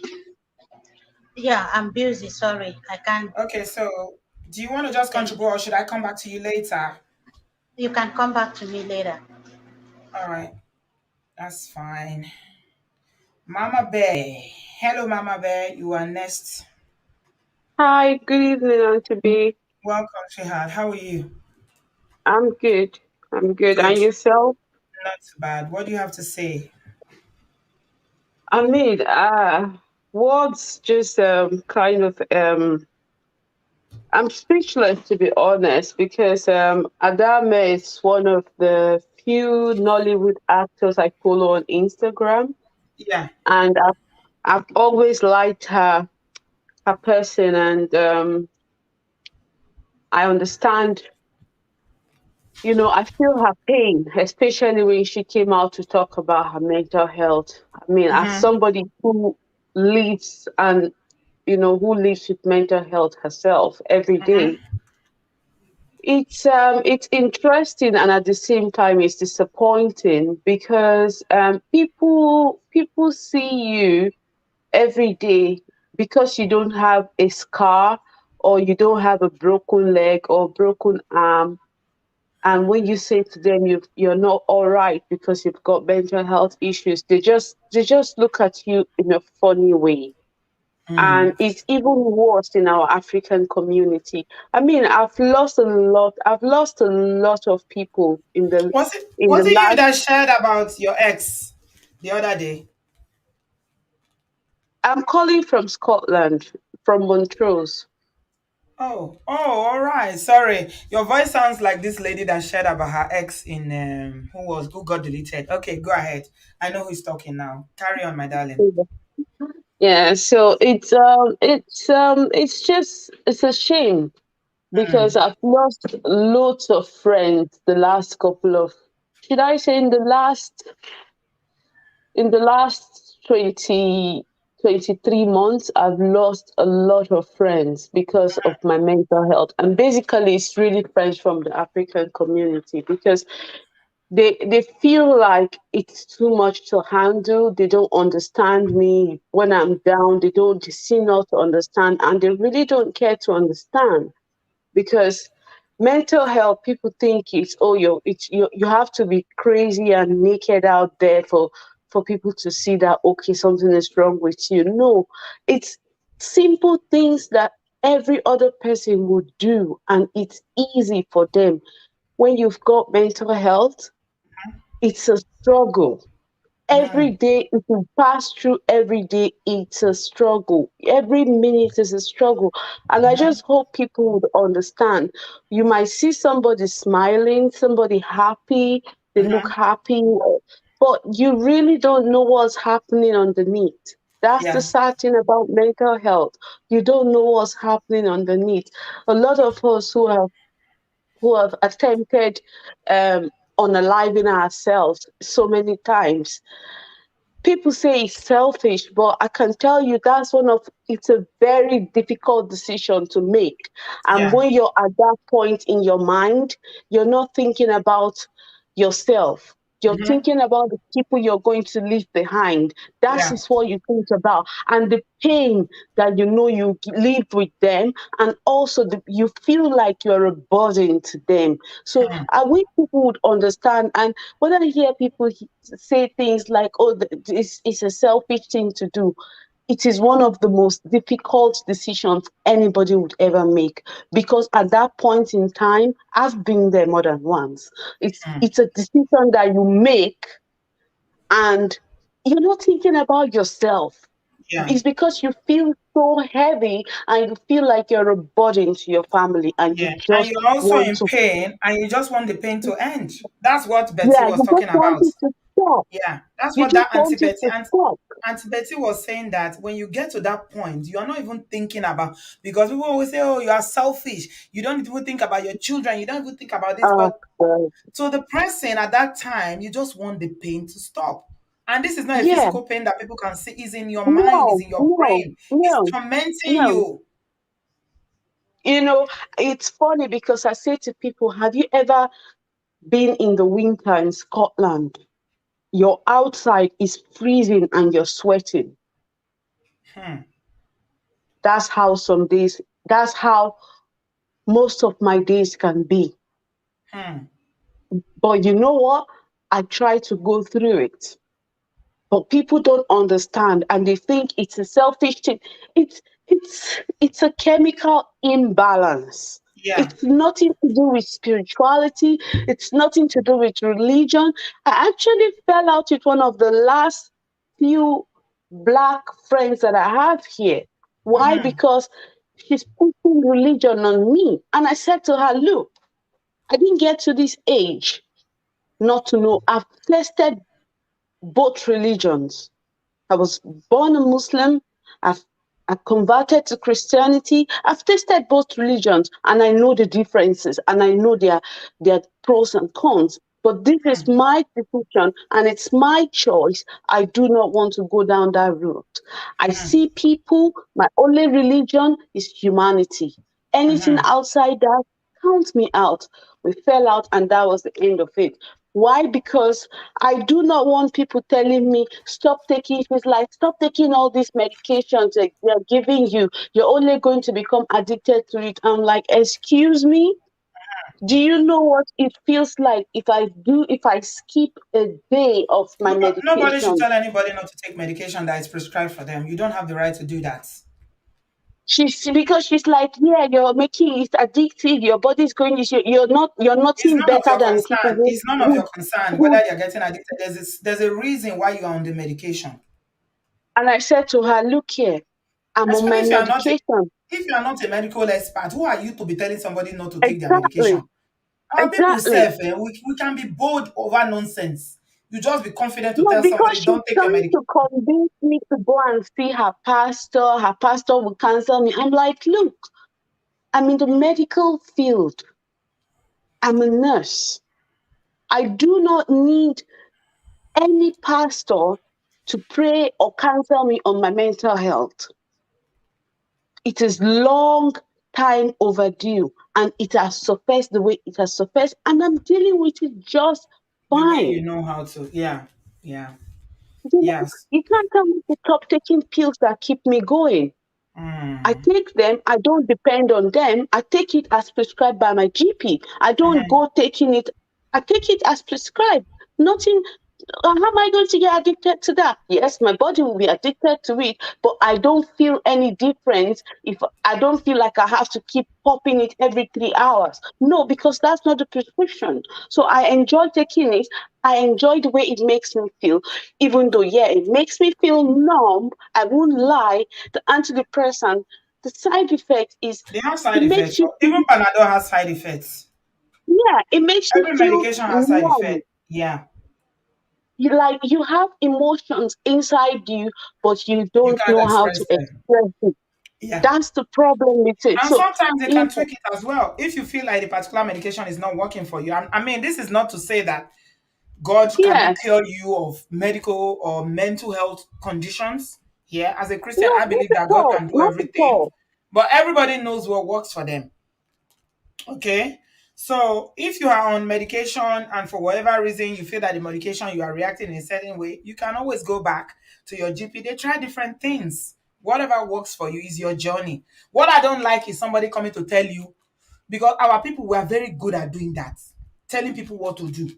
Who asks your opinion? You know, it's an unsolicited advice because I find it, and it helped me so much because I find it because of my experience of losing so many friends in the Black community, and coupled with where I live, we are such a minority. Yeah.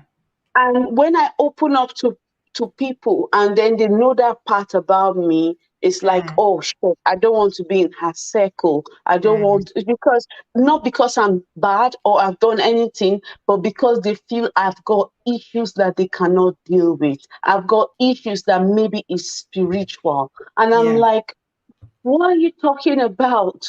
Yeah. You should, if you know my story, you would know that there is nobody that will go through what I've been through in my life and still be sane. Yeah. How are you doing anyway? I'm doing fine, Auntie B. How, I'm how, doing fine. how are my babies? I hope they're all right. I've missed you. Yeah, they're fine. They're all on holiday. They're on holiday Are now. you on So, holidays already? yeah, this is the second week already. Wow. How long is your summer break? My children are still going to Six, school. it's 6 weeks here. Okay. Then they get 2 weeks, 2 weeks for what they call 30 holidays. Ah, all right. That's a much longer holiday than England. Yeah, because you do 8 weeks for summer. We do 6 weeks, so we take our 2 weeks later on. I see. They have, the Yeah. thing with England is that they have too many half term. That's why they finish taking all the holidays. So the summer now it's only 6 weeks they have for summer. It's not 8 weeks. Oh, yeah.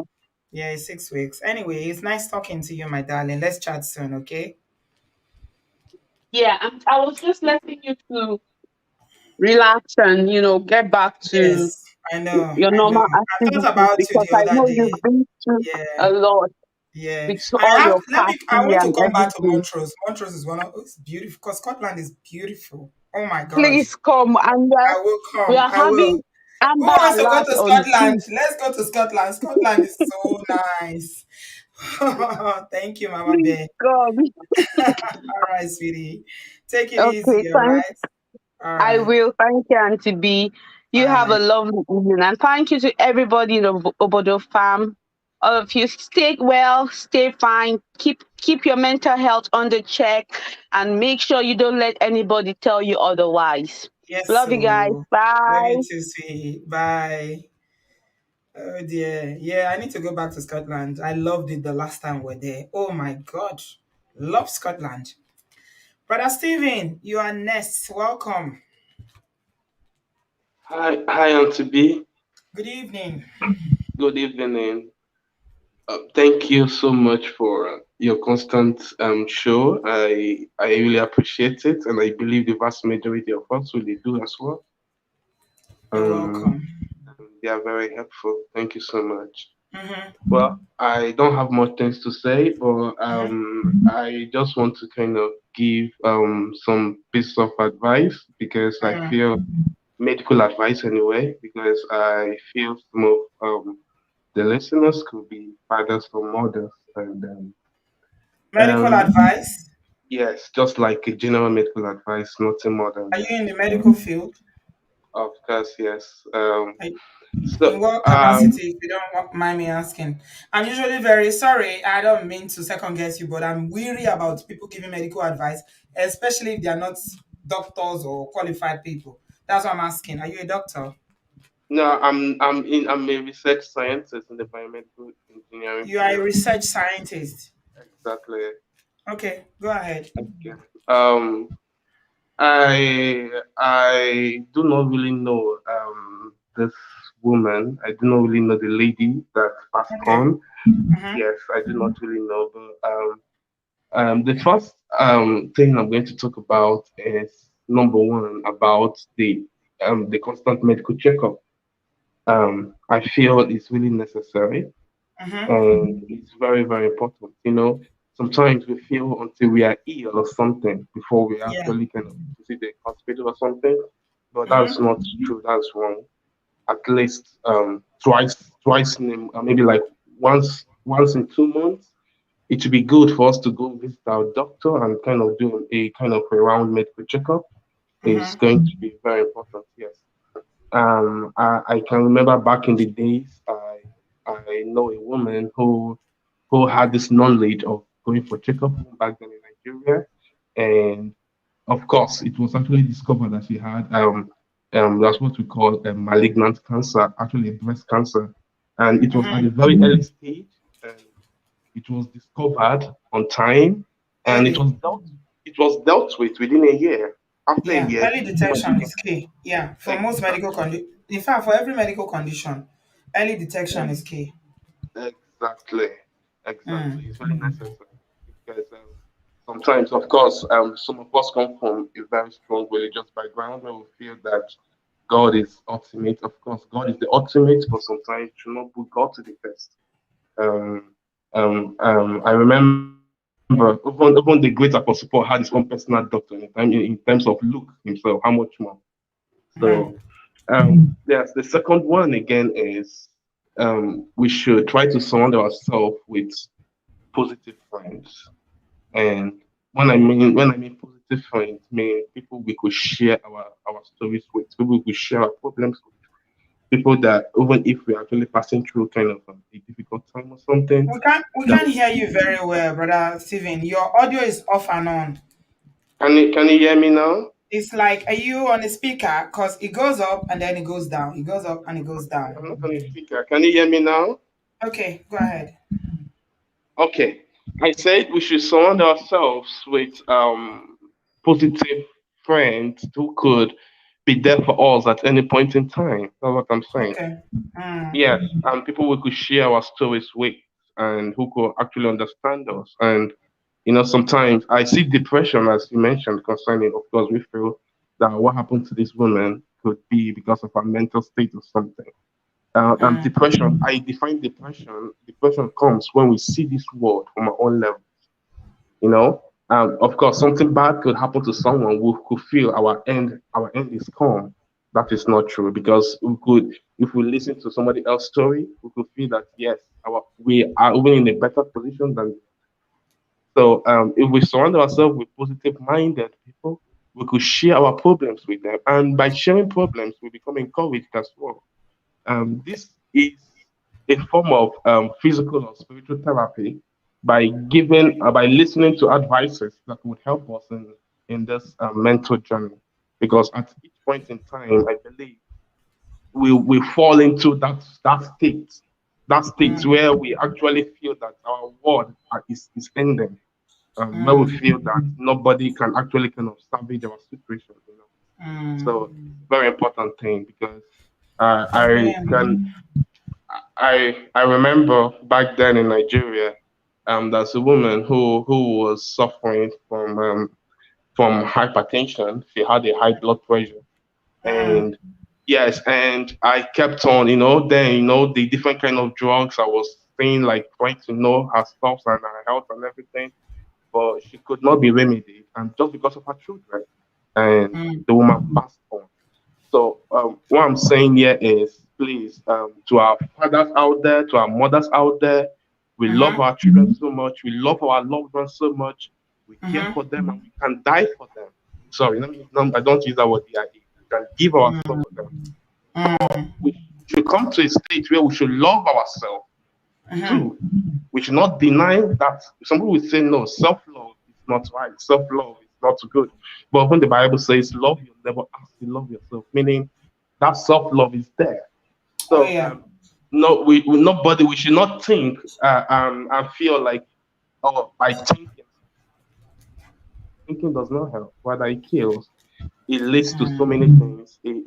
It can also it leads to so many different kind of things that we can't really explain, and that is it. And Thank you so much.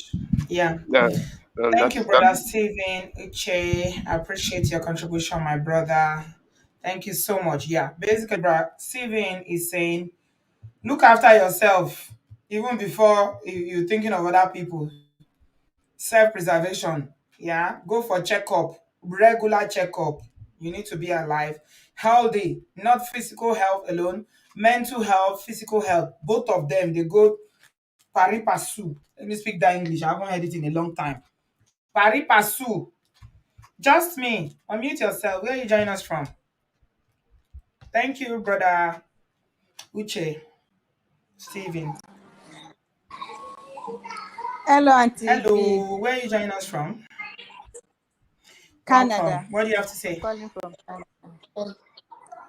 Okay, I really I don't want to repeat what other people have said.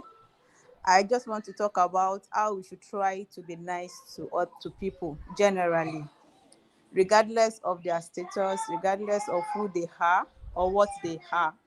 People are going through a lot. Forget about the makeup, the Brazilian wig, the good jobs, and all of that. People are going through Mm-hmm. so much. I actually know someone who has lost Mm-hmm. both parents and 4 siblings in the past 10 years. Yeah, about 10 years, yes.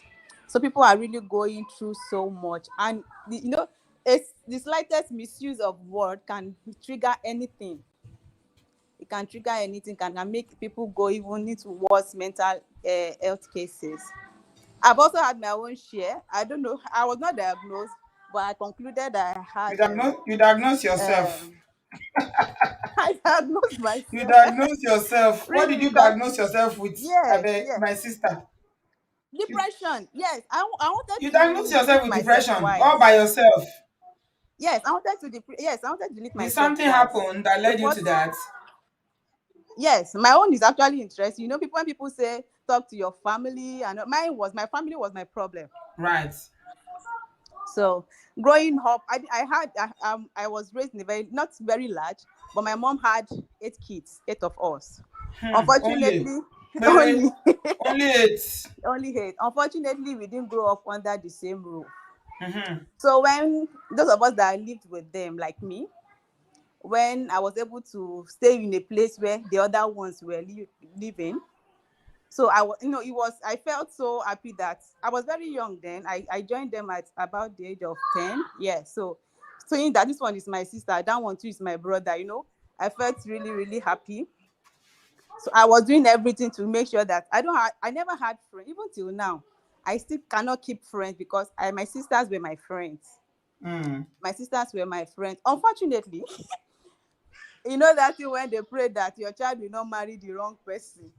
Two of Mm. my siblings, I know they know, but they are just trying to keep it together. Know that they have brought 2 demons into our family, because at a stage things was going on very fine. Like my siblings were my everything. Even my now husband will say any small thing. My sisters, this is who I am. I don't have friends. They are the only thing I have. There are a lot. There are 5 of them. I have enough friends. I have 5 friends. Unfortunately, 2 of my siblings married men who were raised in the very interesting kind of setup. One of Mm. them even had kept malice with his father for like 7 years. So Mm-hmm. they don't appreciate family. That's the way some of us, The bond that you had the within your own bond. family. Yes, in fact, Mm. later one of my distant cousin was telling me years after that he actually told her one day, because they are basket mouth, that his then girlfriend used to, every time she's always talking about my sister, my sister. So Ṣé mọ̀ nǹkan tán lè ṣe? how did this affect you? So That he you diagnosed affected me yourself? because I had an encounter with him, because I was doing omugo from one of my sisters, one of them, the one that married the narcissistic men.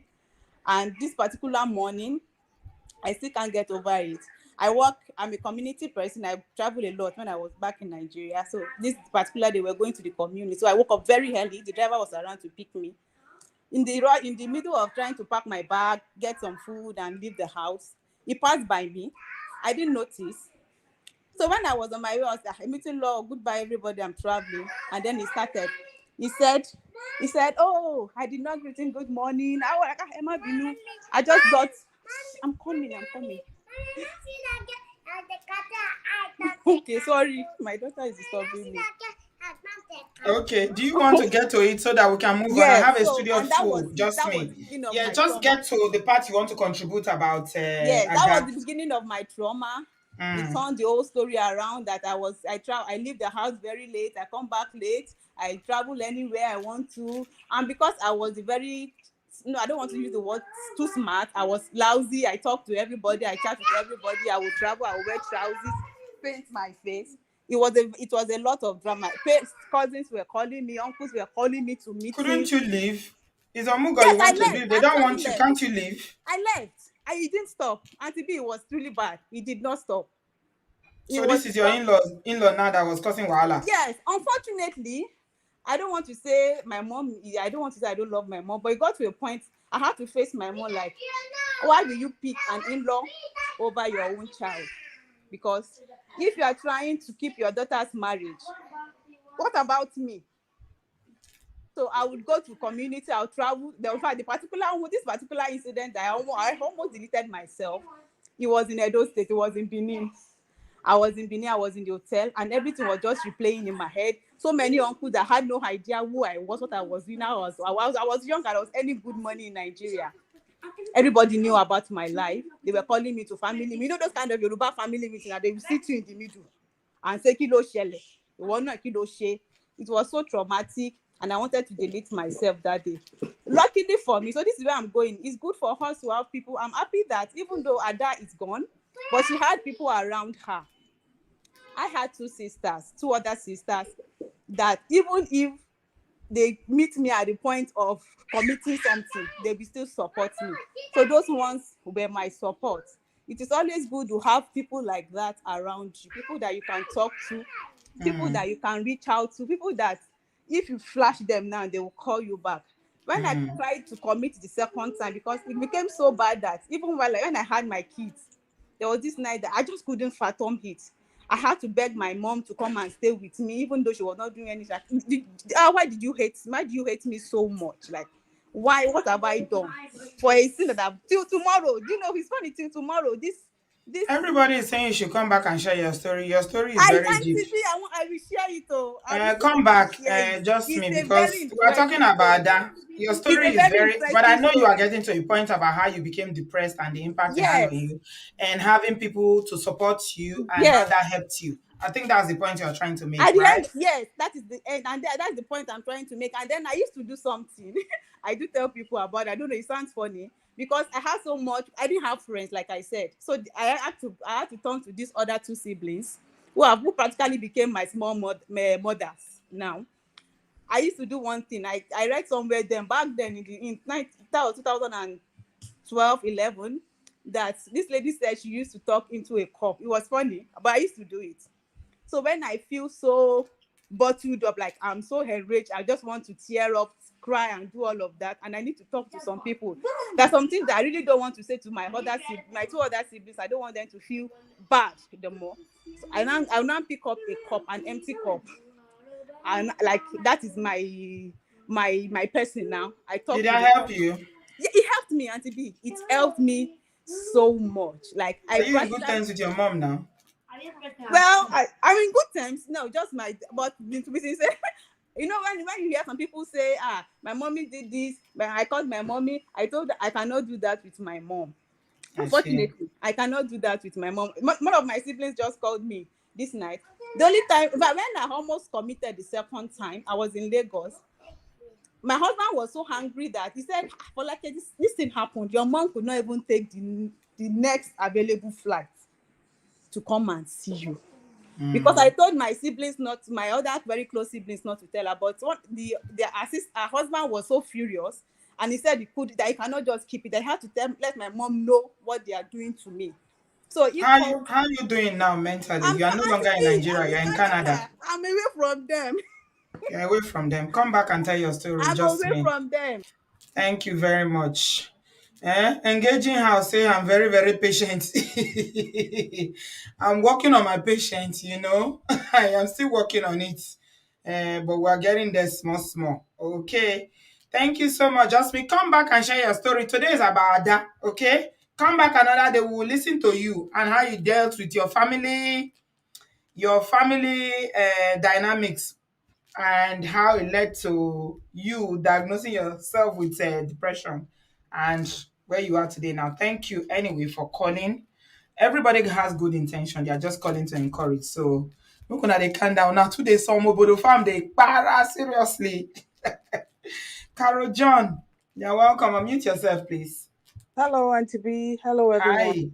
Hi. Hi. Hi. Thank you so much for bringing health, physical health, and emotional health topic to us. I would say is very, very informative as well. So, if you would permit me, I would like to speak about broken heart syndrome. 3 minutes, please. Because All of right. time. I've got so many people waiting. All right. So first of all, I'm praying for Ada and her family, most especially her mom. You know, Mm-hmm.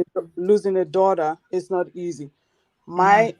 My story is similar. I'm just going to summarize it. It's similar Yeah. to Ada's. Mm-hmm. So basically, I lost my mom. My mom was 45 years old when she died. All of a sudden. Hmm. So when she died, and my dad was the one who was having stroke, and we were having the discussion when he died, don't do this, don't do that, blah blah blah. So fast forward, so she finished a project, and she was telling me, oh, I'm going to drink champagne, blah blah blah blah blah. 2 days later, I just had a call. She dropped dead. Boom, dead. Bye. She bye. So I was like, this is unacceptable. This is crazy. I mean, I went through, I don't know what you're going to call that, to the point that I was going to buy my dad and his own family because of, depression and everything. You feel anger and everything else. So fast forward, I later, used my anger into research. I started doing research. So as I was doing research, I did genetic testing for myself to find out how can a 45-year-old young woman die. So as I was doing research, I found out that there are certain things that can expose me to heart attack. Basically, my B12, folic acid, my Mm. folic acid is not being absorbed, and what I can do genetically to modify it. And if it's not being absorbed, um, it can lead to atherosclerosis, which is fat in the vessels of the heart and everything else. So which I'm doing fine. Okay, fast forward, broken heart syndrome. So I started going, okay, could my mom could have died from? And then I got into broken heart syndrome. So I researched Mm. what is Mm. broken heart syndrome. Broken heart syndrome is basically when you look at the picture of the heart, the ventricle, the left side of the ventricle is enlarged. And what can cause it? It can be caused by stress. Mm-hmm. We all go through stress, serious illness, medical procedure, severe pain, domestic violence, even So asthma. is this medical or Yes, emotional? it can be medical, it can be emotional. And that is why you hear a lot of stories about people dropping dead. They're in a party, they drop dead. They did something, all of a sudden they drop dead. So it's not So heart attack, it's broken heart syndrome. yes, so broken heart syndrome can mimic heart attack, and what can lead to it is inflammation, chronic inflammation. She lost her daughter. The Ada, I'm talking about her sister. May God rest her soul. Mm. She lost Mm. her daughter. That is a big, big stressor on the heart. She's going Right. through, she's going through a lot. She lost her siblings and the whole problem she's going through. Why I'm Mm. saying this is we all are going through something in life, and we Mm. to take care of ourselves, and we have to take care Yeah. of our heart as well. So even Mm. financial losses, fear, public Mm. speaking. I've heard Mm. stories of people going to speak and all of a sudden they just collapse. Boom, they're dead. Mm. Mm. So I just So want, that's a valid medical condition, broken yes, heart syndrome. yes, it's called broken heart syndrome or Takotsu's cardiomyopathy. I see. So if you look at even Okay. financial loss, so Mm-hmm. I'm just talking fast just to make it under 3 minutes. So Yeah. like I was saying, in like a place in Nigeria, even a small thing as EKG can also bring this to the war front. CPR, we learning how to do all these things to help people when they collapse. How can we Mm. make sure How that we can you prolong their resuscitate life? them? Yeah. Yes. What, how, and all these things are so cheap, and that is what it saddens me. Even as an nurse, I'm telling you, I get a lot of patients with cardiac arrest, and what I do for those patients, I cry for Nigeria, my home.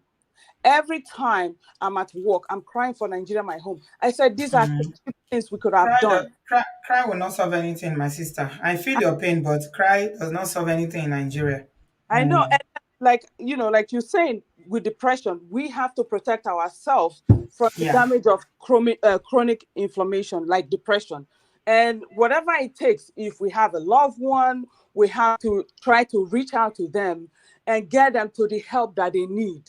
Mm. They might not want it, but we have to try, and Yeah. also be receptive to people as well. And I said, people, we basically, we all have trauma. Some people Yeah. have it more, and some people have it less, and we have Yeah. to help those people who have it more to Mm-hmm. achieve a lesser trauma to the point Yeah. that they can live with it.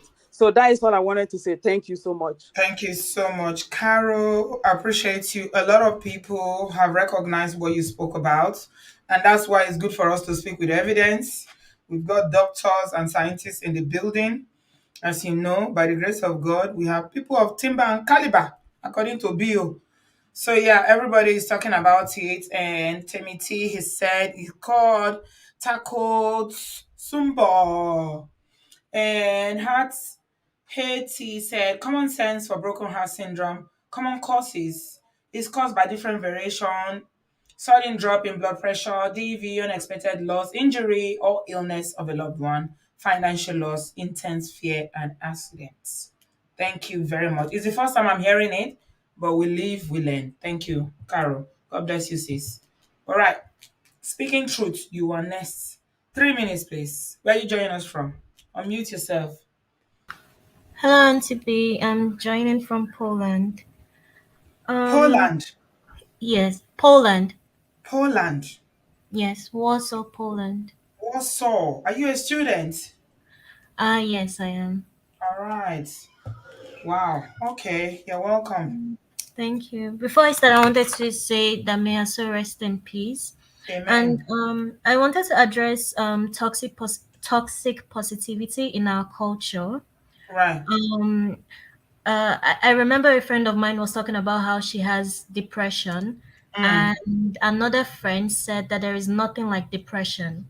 That the Mm-hmm. reason why people have depression is because they don't go out, they don't do things that are fun, they Mm. don't they stay in sadness. So there are Mm. people out there that do not believe in depression, and whenever you talk about having depression, Mm-hmm. they always have something to say.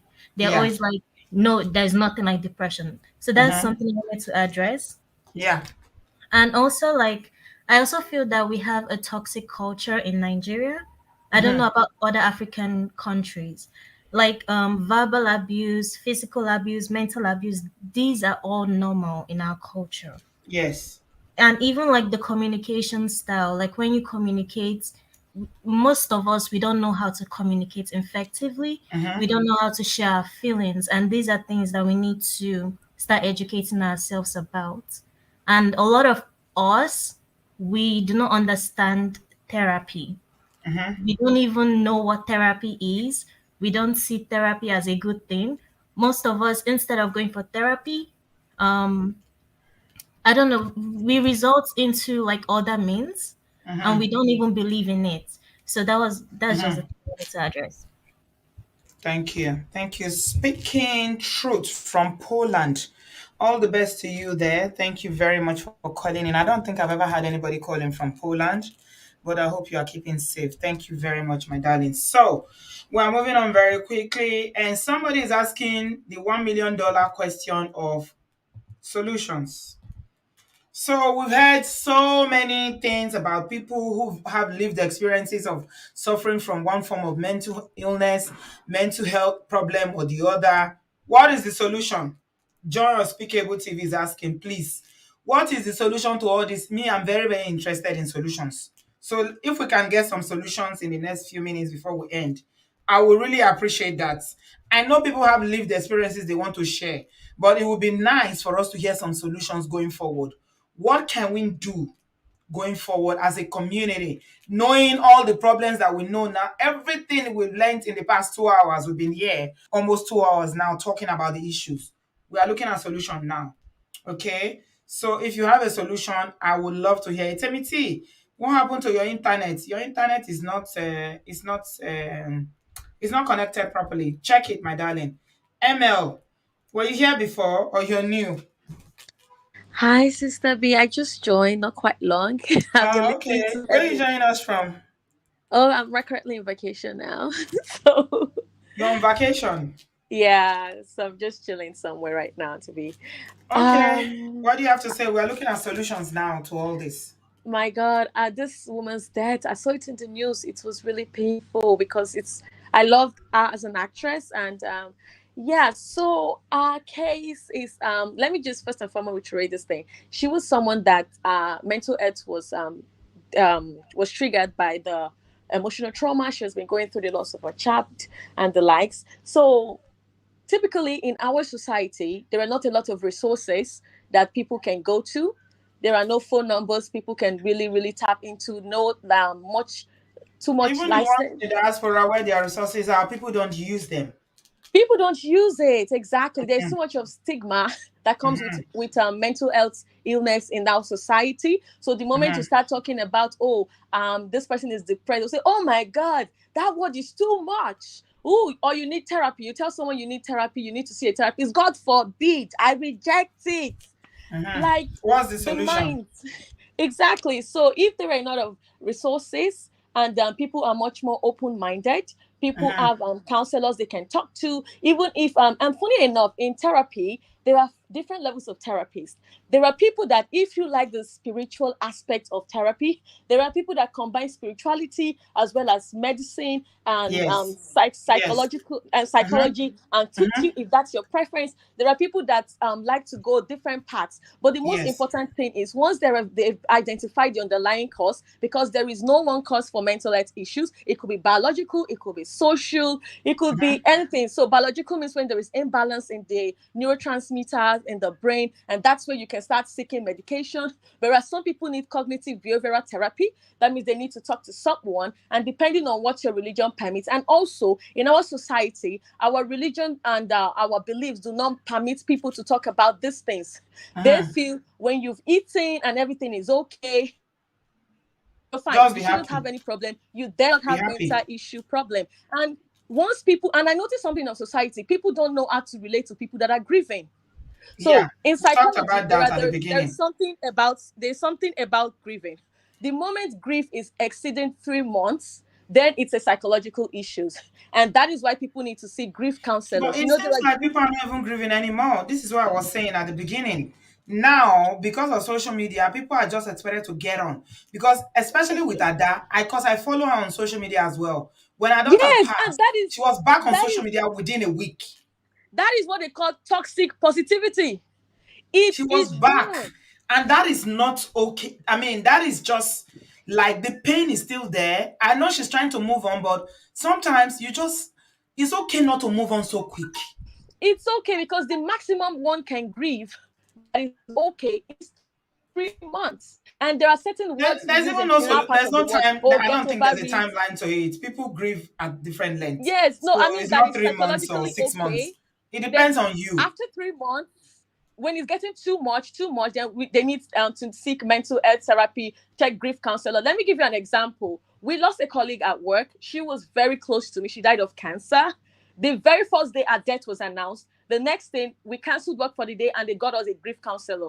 Everyone needed it. No, even if you were not close to her, because this is traumatic, and that death could trigger a lot in some people's minds. So we don't even people don't even know that grief is something that it's a normal part of life, and people Thank should you. walk through it. There is a Mm, process. But as yeah, she got into depression, I'm definitely sure she might be seeing other counselors, and people, Nigerians just feel, oh, you can talk to you don't talk people out of mental health. They are feeling that way. It's not their fault. It's just yeah, the way. It's an unexplainable form of sadness that cannot be comprehended. yeah, It is intense. So, yeah. and I know we don't have the right education. People are educated, but they are not Your three mentally minutes is up. exposed. Actually, 5 minutes Yeah. is done. So round up now, my darling. So the best bone of contention therein that lies is that there should be a lot of awareness among people in the communities up to the grassroots, sufficient resources, and make the community and make people, even from churches, it can start from the church for people to start speaking out to seek therapy, because that is what I do in the youth group in the church I belong. I start Yeah. taking mental health things seriously, because that is where most Nigerians and Black people run into for shelter. And so Yeah. when it starts from that place and people start having more awareness and thinking it's not something that is demonic or anything, I think the country will become a better place. Everybody will have more resources, and aside, even it's more intense. You can have a medical problem and still need to seek a therapist or a psychologist or a psychiatrist. These things work hand in hand. One medical issue or psychological issue cannot be handled by one person. It is a community of people coming together to make sure we are free and aware of these mental health issues in our country. Thank you very much, Emil. I told you 3 minutes. You did almost 7 minutes, but it's okay. But because of time, not that I don't want people to talk, but we just need to be disciplined about time. And I have this very interesting comment here by Pete Pat. And I don't know whether it's a he or she, but they said at Obodoyibo TV solution. So we are looking at solution now, right? Baby, I want you to address this, please. And this is what they said. The solution equals to give your life, heart, and soul to Jesus. Born again doesn't suffer this. It is evil spirit that manipulated them to delete. Pete, Pat, I don't know whether you are a man or woman, that's got to be the most ignorant statement I've heard in this century. Now, wow. Born again, don't suffer this. What's born again, don't suffer? What do you even mean by that?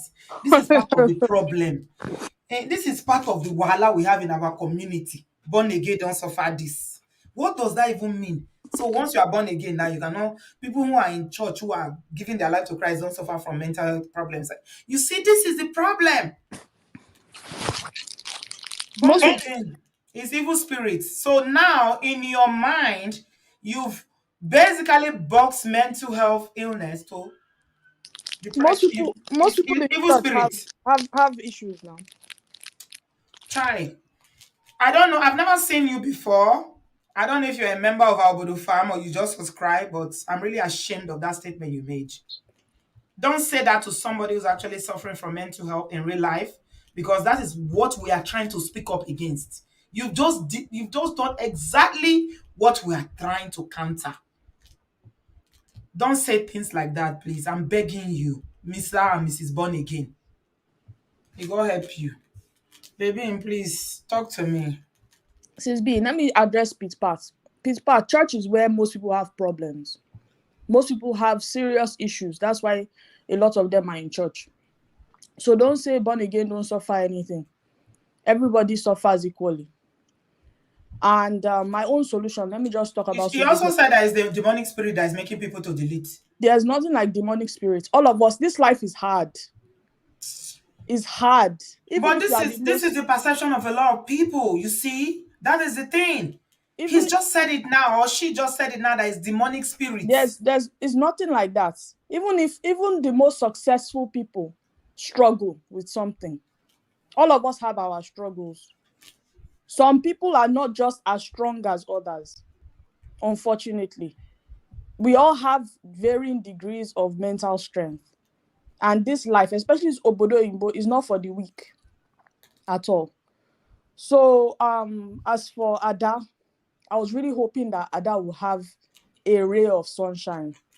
That was one person that I was hoping that maybe God will give her peace, maybe through a husband or a good person. Yeah, She already apparently she has a partner.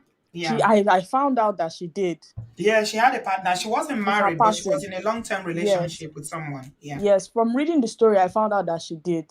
But I was really hoping for a lot. And I didn't actually realize that she had 6 siblings that died. Now, Yeah. when you start seeing that pattern of people in your family dying, please go for a checkup. Do genetic testing. There's definitely something wrong. Yes. One thing that is responsible for the stigma in our society is because our people with the Amebo were able to figure out before Oyinbo that there are patterns in families. Mm-hmm. That's why they do that investigation. They know it. With native sense, they have figured it out. That some people have sicknesses, and the one that is obvious, the most obvious, is the mental health part. Yeah. That's why their own solution was to stigmatize those type of families, hoping Yes. that Don't marry from that family. exactly, hoping that the whole thing will die out. That's why everybody is very afraid to talk about any health condition. It's not only mental health. Mental health is the most stigmatized, but any health condition, everybody is afraid to talk about it, because once you talk about it, everybody will tag you and say, hey, that family has this one. You know? So we need to grow above that and start testing. When you start seeing a reoccurrence of death in your family, don't run to pastor. Go to a doctor. Do genetic testing. Sometimes it's not just only blood tests. Do genetic testing and find out what is wrong. Find A out lot also what was responsible for why your family members are deleting every died. day. You Exactly. need to know the Deleted, cause. sorry. Not just Yes. somebody telling you it's malaria or it's typhoid. You need to really know the underlying. There's a reason. One, two, three, four, five, six Yes. siblings. Something is there. Something What is is it in the something family? is genetic. It's Something not is because they are not born again or it's yes. demons. This is It's not genetic. demons. It's genetic. So she didn't delete herself despite all her tribulations in life. And for me, let me just quickly talk about grief. Please, when somebody is grieving, just go there, provide food or support, and keep your mouth quick and say sorry and go. If you don't have anything positive to say, don't tell them not to cry again. Let anybody grieve however they want to grieve, for how long they want to. Because grieving is a process, it takes a long time. Me, I've lost less than family members that Ada lost, and I cannot even imagine how she was able to stand with how many family members gone? 8, including her only pikin that she hustled with from 14. Is enough to, in fact, I don't even know how she was standing. So I really, really admire her for that. For the mental health part, please go and talk to a professional. Most of our people in our community don't know how to have that conversation. The pastors, they will take advantage of you because they see you as, a desperate person. You are in trouble. You are easy to, get money from. Go to a professional. Go to a therapist. If a therapist sees that it is more than counseling, they will refer you to some psychiatrist or something, and then you could get your medication. Please take your medication. It's not spiritual. It's an illness like diabetes that some families have. They have to take their medication every day. You also have to take your medication every day so that you can function and be a normal member of society. Don't let any person drag you and say, come to this church. Oh, we have our pastor. All these pastors, were they able to cure COVID? No, it's Exactly. demons. You didn't see the demons that cause COVID. If they cannot cure COVID, they cannot cure any demon. Okay? At least It's now you COVID. want to see demon. All your pastors that was saying it's 5G that caused it. if Where you are they cannot now? And you are if still you following them. if you cannot cure physical illness, No, you they didn't cannot even cure see the COVID spiritual. coming. All of them now shut up during COVID No when they closed vision. churches. No, they didn't see it. They No, didn't see it. no vision of COVID. Where all your demons didn't manifest that time during COVID? Exactly. If your pastor I cannot beg. use miracle to cure Nobody should just. physical illness, You your know the way pastor we cannot take cure religion, spiritual especially illness. Christians, we do too much. It gets on It's my too nerves. much. It's It too gets on much. my nerves. This religious fanaticism in Nigeria is too. It gets on my nerves. Sometimes when I talk, people are saying, "Are you sure you're a Christian?" Yes, I'm a Christian, but I've got sense. I've got brains. God gave me brain for a reason. What is wrong Yes. with you people? You Everything have to and only when I get demon. you Now have only to when I have get witches and discernment. wizard. Anybody that says it's demon that is chasing them and everything, you need to go and see a therapist. It's Something demon is that is making people. Have you not listened to so, her life, what she went through? Did you not listen to all the losses she's encountered? it's Now, too demon, much. It's too if much. you go through that, I'm sure that demon too go to pursue you. You go Ah, pursue you enter hole if you go through what she went through. What this woman has been through, Not many people can even go through that and they'll still It's be too standing. much. I don't even think I Really? can. I can. I personally can. It's such a short time because she's not old. So that is a short time to go through all that. And from her name, she's probably the first daughter. So to see all of that is quite traumatizing. I don't even know how she was able to hold it together. And my last point is going to Yeah. be, in our community, we need to learn to judge less. Some people, their job is just to sit down and make life difficult for other people. Everybody is going through stress at some point. Please judge less, mind your business more, and stop running around putting stresses on people, limiting them to the point that, not everybody mentally can handle your gossiping, the stress that you put on other people, the commotion you cause in people's lives, the feeling of inadequacy that some people give in the community, with people always feeling the need to measure up, to compete, the pressure is too much. Please be kind to It's yourself real. too. It's a sickness. It's a sick If you are saying that depression is demons, then now malaria and typhoid, cancer, and all the stroke and everything that people are sick with is also demons. It's also We have demons. to agree that every illness in this world is caused by demons, because we are going to that part of we are going that way now. Somebody is saying that we should not be antichrist. No, it's not about being antichrist. Christ gave you a brain. So we're and antichrist now and because and, somebody and, said that it's and demons that is making people to no, delete. Anyway, I know Christ that gave time you to a argue with brain. anybody. Baby, thank you very much, my darling. Thank you, sis B. Have a good day. Thank you. You too. Bye. Okay, we are going to the end of the show. I don't have time for any nonsense. If you bring your religious nonsense here, I will block you. Shikena. I don't get time, I beg. When I no stress me. No, no, no, they go church. Depressed people full church every day. It's because of people that they don't seek help. They won't even take medication they give them because of all this kind of nonsense talk. Say it's demons that is causing it. Africans, you go people, when they carry that religion come give una, they really do now where they buy on a market where honestly they buy on a market where and I make some people don't lose their brain. They don't even they think again. When you get headache, why you know they fast and pray, make the headache go? Why you they take paracetamol for an to cure? If you can take paracetamol for your headache to go, so you agree say medicine now God give us medicine, Abi? Ah, Annie, welcome, my dear. Hey, Auntie B, I beg, nobody should stress you, please. No, Everybody I that don't want get to stress Auntie B, please no. Now go they to go first one, stress book pass one now. rest They know and me stay, now. Are they ready now? When you reach that please. one, my power goes strong. Where I go block their generation according to how you take advise us. block them to their fourth Fourth generation. generation, Ah. Antichrist, my Oh my foot. God. No only una love Ada, Christ. Why be say Nigerians they always do say na the only they love Christ pass? No, no, now they use church wrongly. You apply the religion wrongly. Christianity, you people bastardize it. And that's if why anybody says anything, you are antichrist. You are against Christianity. This that's is why they're not the not making point. Stop progress. misleading people. Look at how backward the continent is. Exactly. Now they Yeah, go yeah. church pass. That's why we are not making progress because somebody said that God gave us brain so he can rest. Yet the brain that God gave us, most people are not using it. They keep disturbing God, and He has given them brain. And this life, God has set everything in motion for us to succeed and live this life.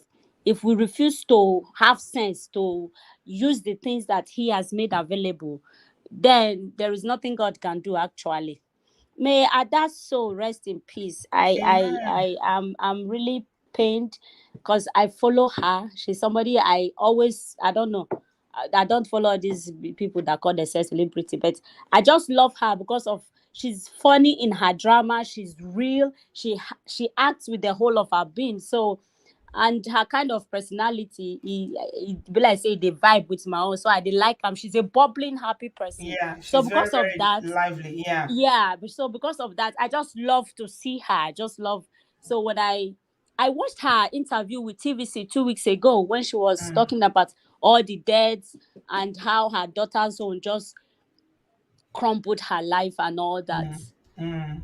Ah, Auntie B, see when that caller called that there is something they call a broken heart syndrome. I Mm, concord because yeah. my mother went through that broken heart syndrome. They were Mm, just three in their family, three mm, girls, and she was the last.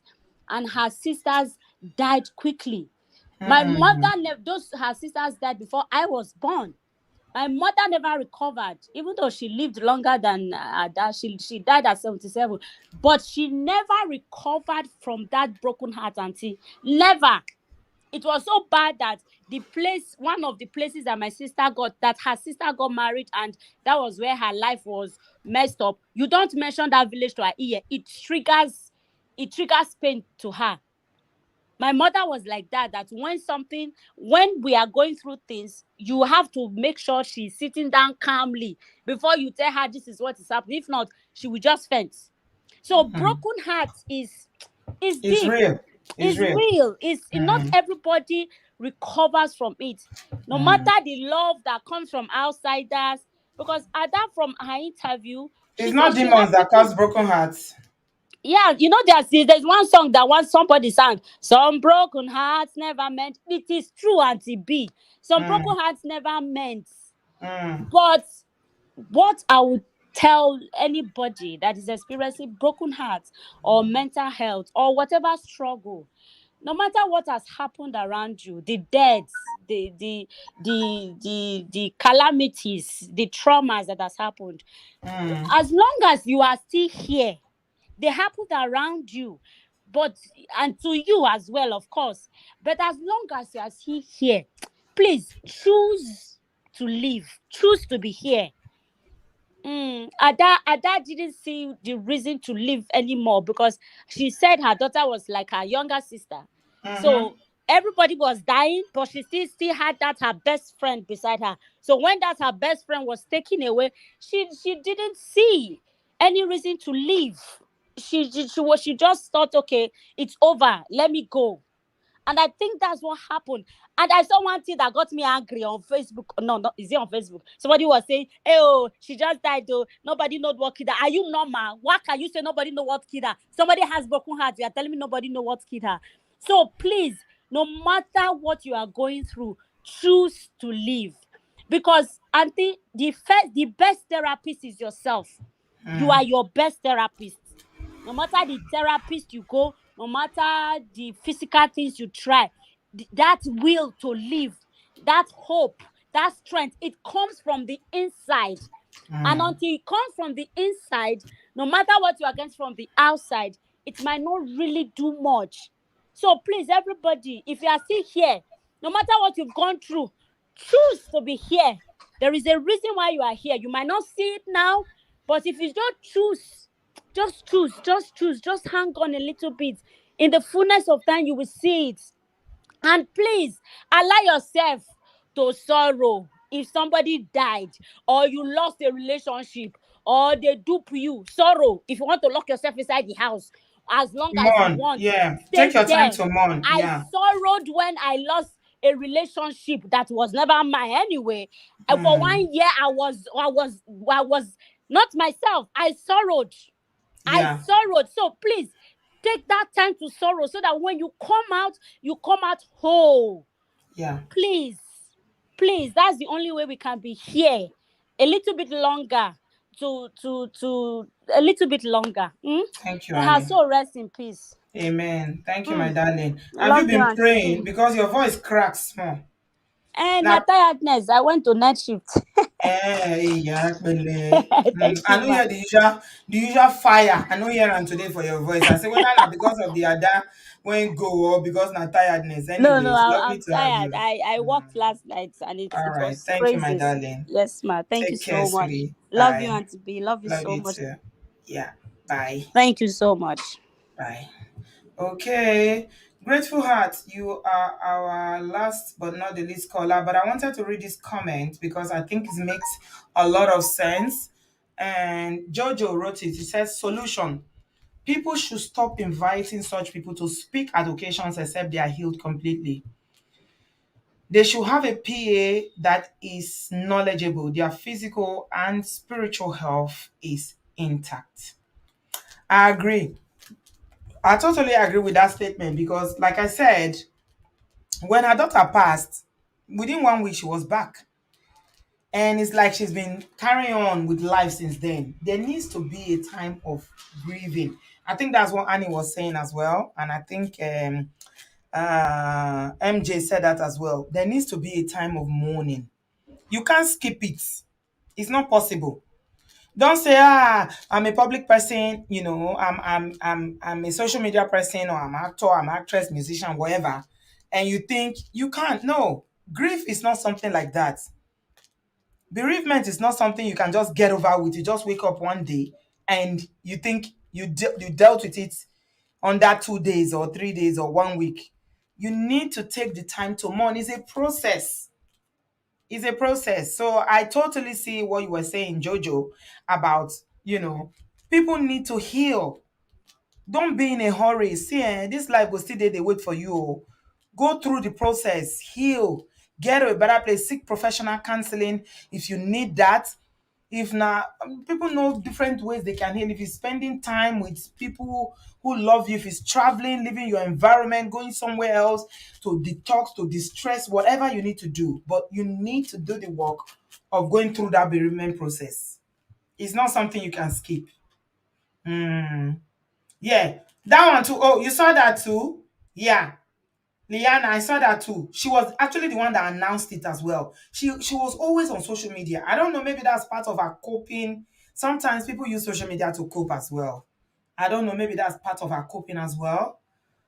Uh, but sometimes maybe I don't know if that's helpful. It may have been helpful to her, but the point is that bereavement is real and we need to deal with it. You can't skip it. You can't. You can't just skip it. Grateful Hearts. Yeah, 3 minutes. Let's end, please. Good evening, Auntie B. Hello. Hi. It's actually my first time calling into your show. Hi. Where are you joining us Yeah. from? I'm calling from Ireland. You're welcome. Yeah.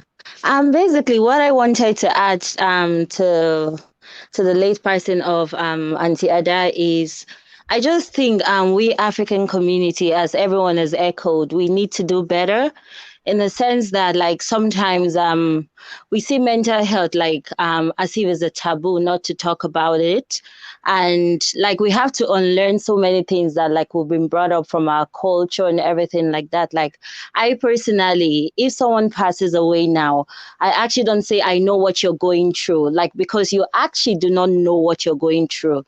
Like let's think about it. Do you actually know what they're going through? Mm-hmm. And like sometimes like the person like they've lost has passed away, but they actually don't need you to re-echo to them that okay, like I've heard phrases like, oh, what can we do, he's not coming back, God take it away, and all those things, even though like they are fact, but that's not what the person needs at that time. Do you get what I'm trying to say? So like I Mm-hmm. just feel that sometimes if someone is grieving, you have nothing to say. It's better just to say I'll say a prayer for you, or Yeah. just don't even say Sometimes people anything. just need you to hug them. Just hug them. It's even Exactly. better not to say anything, to be honest. Exactly. But So like people always feel the need to say, and people always say the wrong things. exactly, so like as like they say, grief is like it's something that never goes away. Some people will be like, oh, I've gone through the same as you. Oh, my dad passed away, my mom passed away. Yes, you've gone through, but like the magnitude at which you're dealing with yours is different from mine. So like Yeah. it's not the same thing. You know what I'm trying to say? So like Yeah. grief is just like before people were talking about grief, I actually didn't know what it means until I personally experience grief. Sometimes you're just walking on the road and you just get triggers, like like you see someone that looked alike, like a family member that passed away and stuff like that. Like I personally, when I lost someone, I was messaging the same number every single day, like because that was the norm. Like even though the person is gone, I'll still send happy birthday to that person. Like, and we was like, she's going crazy. She's mad. We need to pray for her. Like, she's mental. Like, until I started taking like psychotherapy, until I Mhm. started reading books about like healing. That's when I started becoming better and like joining groups as well of people who are bereaving, because like someone that has not bereaved before, sometimes they actually do not know what you're experiencing.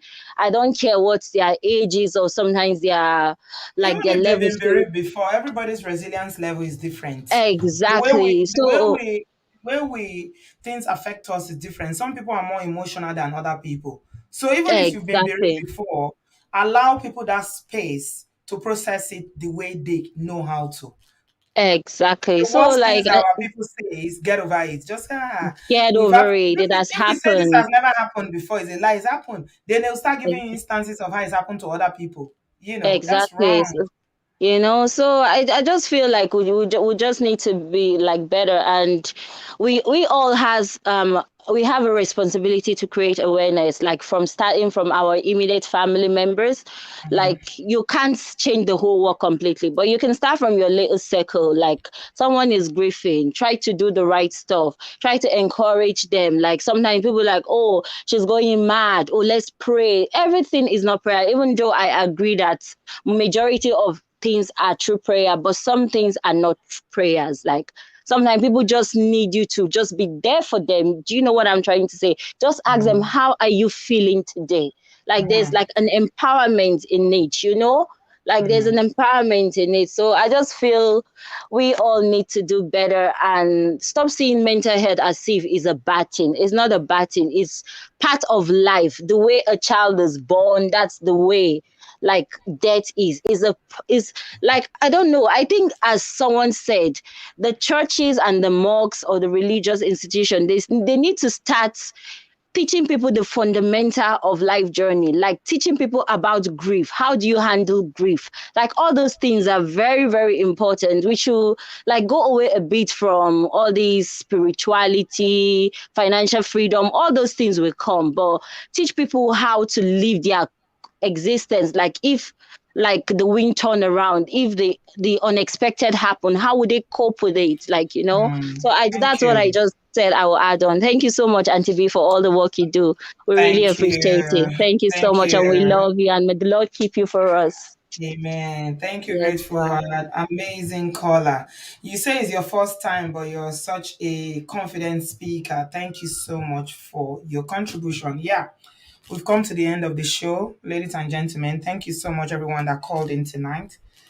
And thank you so much for people that give different suggestions about, different ways that people can cope. You don't know, you are saving lives out there. People are watching this.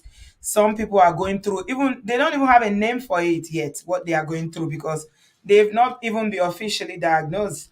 Like somebody was saying jokingly there that they diagnose themselves. People go through, different things. And if we've not learned anything tonight, we've also learned how to console people, how to show our condolence.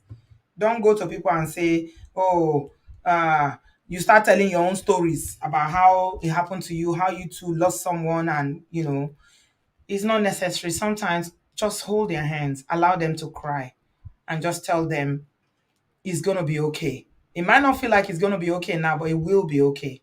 So I mean, this is not it's a very sad one. I wish it didn't happen, but it is what it is now. So the challenge I'm going to leave you with today now is the people that you know in your life. We don't know, we don't have personal relationship with Ada and someone like Genevieve, who they say she's have some medical mental health in situation going on now. But the people that you have in your circle, the people you have in your life, what are you doing to support them? What are you doing? Are they going to trust you enough or be comfortable enough to tell you when they are going through mental health illness? Can they tell you? Will you judge them? Are you going to be like that person that came and said it's demons that is causing it and is because you are not born again? Is this what you are going to say? What will be your reaction if somebody tells you, I'm going through this, or my doctor has just diagnosed me with depression?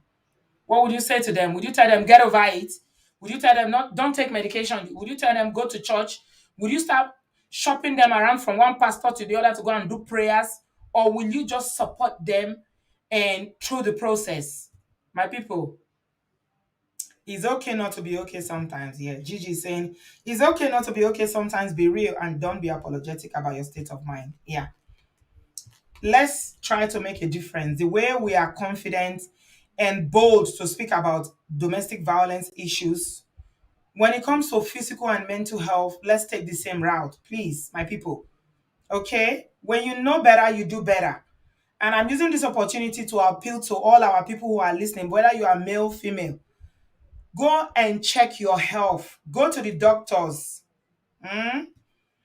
Bio said, acknowledging the fact that bad things happen to good people will help our African society on how to comfort those grieving. And some stupid Christians just think that everything is spiritual. Everything is spiritual, everything is demons. Please, let's be sensitive to other people's needs. Okay? Go and check your health. Find out your father, your mother, your brothers, people in your family. What is your family history? What is their medical history? Do you even know? Better check now, because if you don't know now, there might not be time to find out later. God forbid you have a medical emergency and they start asking you.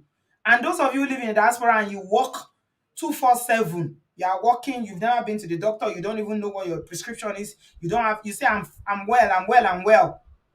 Let me tell you guys, health is wealth. Without health, all those money you are laboring for, may we not labor for others to enjoy. All those mansions you are building, cars, money in your bank account, businesses that you're setting up. I pray you are not laboring for other people to enjoy. Because if your heart caves in today, anything happens to you today, now other people go enjoy them. That's the fact of life. So look after your health. Okay, all the advice that we've been giving today, let's take them and use them. Exercise. They said that exercising releases some hormones and it can correct some imbalance as well in your system. You know, go to the doctor, get your diagnosis, take your medication, please. If you are religious, pray. If you're not religious, that's okay. That's your cup of tea. Nobody should come and start telling anybody that, you know, you must come to this, you must do this, you must do this. Or you born or they go church, see their society as it be. Una wanna get church for every street, every corner for Africa, see as una country be. You never reach for una to think. Every time I go to talk, say na go to just they call church. The thing they piss me off. If na so the religion they say, why Africa still be, why Nigeria still dey jaga as it be so? Abeg, una dey calm down for all these things. Make we dey reason above. Nobody's antichrist. Nobody is not a Christian here. We all believe. But the point is that when it comes to health, we need to look beyond. Look beyond. Think critically. People they here that they suffer with mental health, they survive, they work, they have a life, they have families, they are still surviving because they engage with therapy, they engage with medication and everything. But our own no, now go hide. Next thing they say the person don't delete. Now can't go fund me. Say me they can't donate money. If they say what delete the person, they go say you don't sleep, you don't wake up. Now can't they lie? Nigerians go they lie for waiting delete person. It's shame no go even let them talk. Person still delete, they no go talk. Shame, they no go talk. Now wow, it is well. Oh, may God help you now. Over religious people, may God help you now. Now kill Jesus. The Jews still there. They don't even believe in Jesus. They there. Now Jesus come for. It's okay. We are all Christians or Muslims or whatever religion you practice. But the point is, we need to start taking our health more seriously. Okay? And if you are that person that's always telling people that is demon, it's because you are not born again. That's why you are sick. I don't even get words for you because the kind of colorful words one we won't call you and may I not just talk tonight. Thank you everybody for being here tonight. It is well with you. It is well with us. We pray for Ada. She's gone now. This is the end of everyone, isn't it? Ikun lópin ohun gbogbo láyé yìí o. That's what the song say. Oni ba pẹ́ láyé, ikú lópin gbogbo ohun gbogbo. No matter how long you live, this is the end. This is the end of everybody. Ọjọ́ Ajé Nasira. May God give us good help. May God give us good life. I pray for her mother and every other family member that she has left behind, that God will console them. God will console them. But let's take the lessons from her own, and so that we can improve on our own, because everything, no matter how bad it is, can be a teachable moment for us. Yeah, may her soul rest in peace. But what are the lessons that we are going to learn from it? Thank you, everyone. That's food for thought for you guys. Thank you so much. Have a good afternoon. Have a good evening. I am back tomorrow. Yes, tomorrow hopefully will be a more, it's not going to be so dark. I will be able to have a few laughs tomorrow. I have some tea I want to share with you tomorrow. I have some deep tea, audio house, that I want to share with you tomorrow. Some deep tea about Messi Aigbe. So join me tomorrow evening, 7 p.m. as usual, GMT. Have a good evening, guys. Love you very much. Bye, guys. Bye.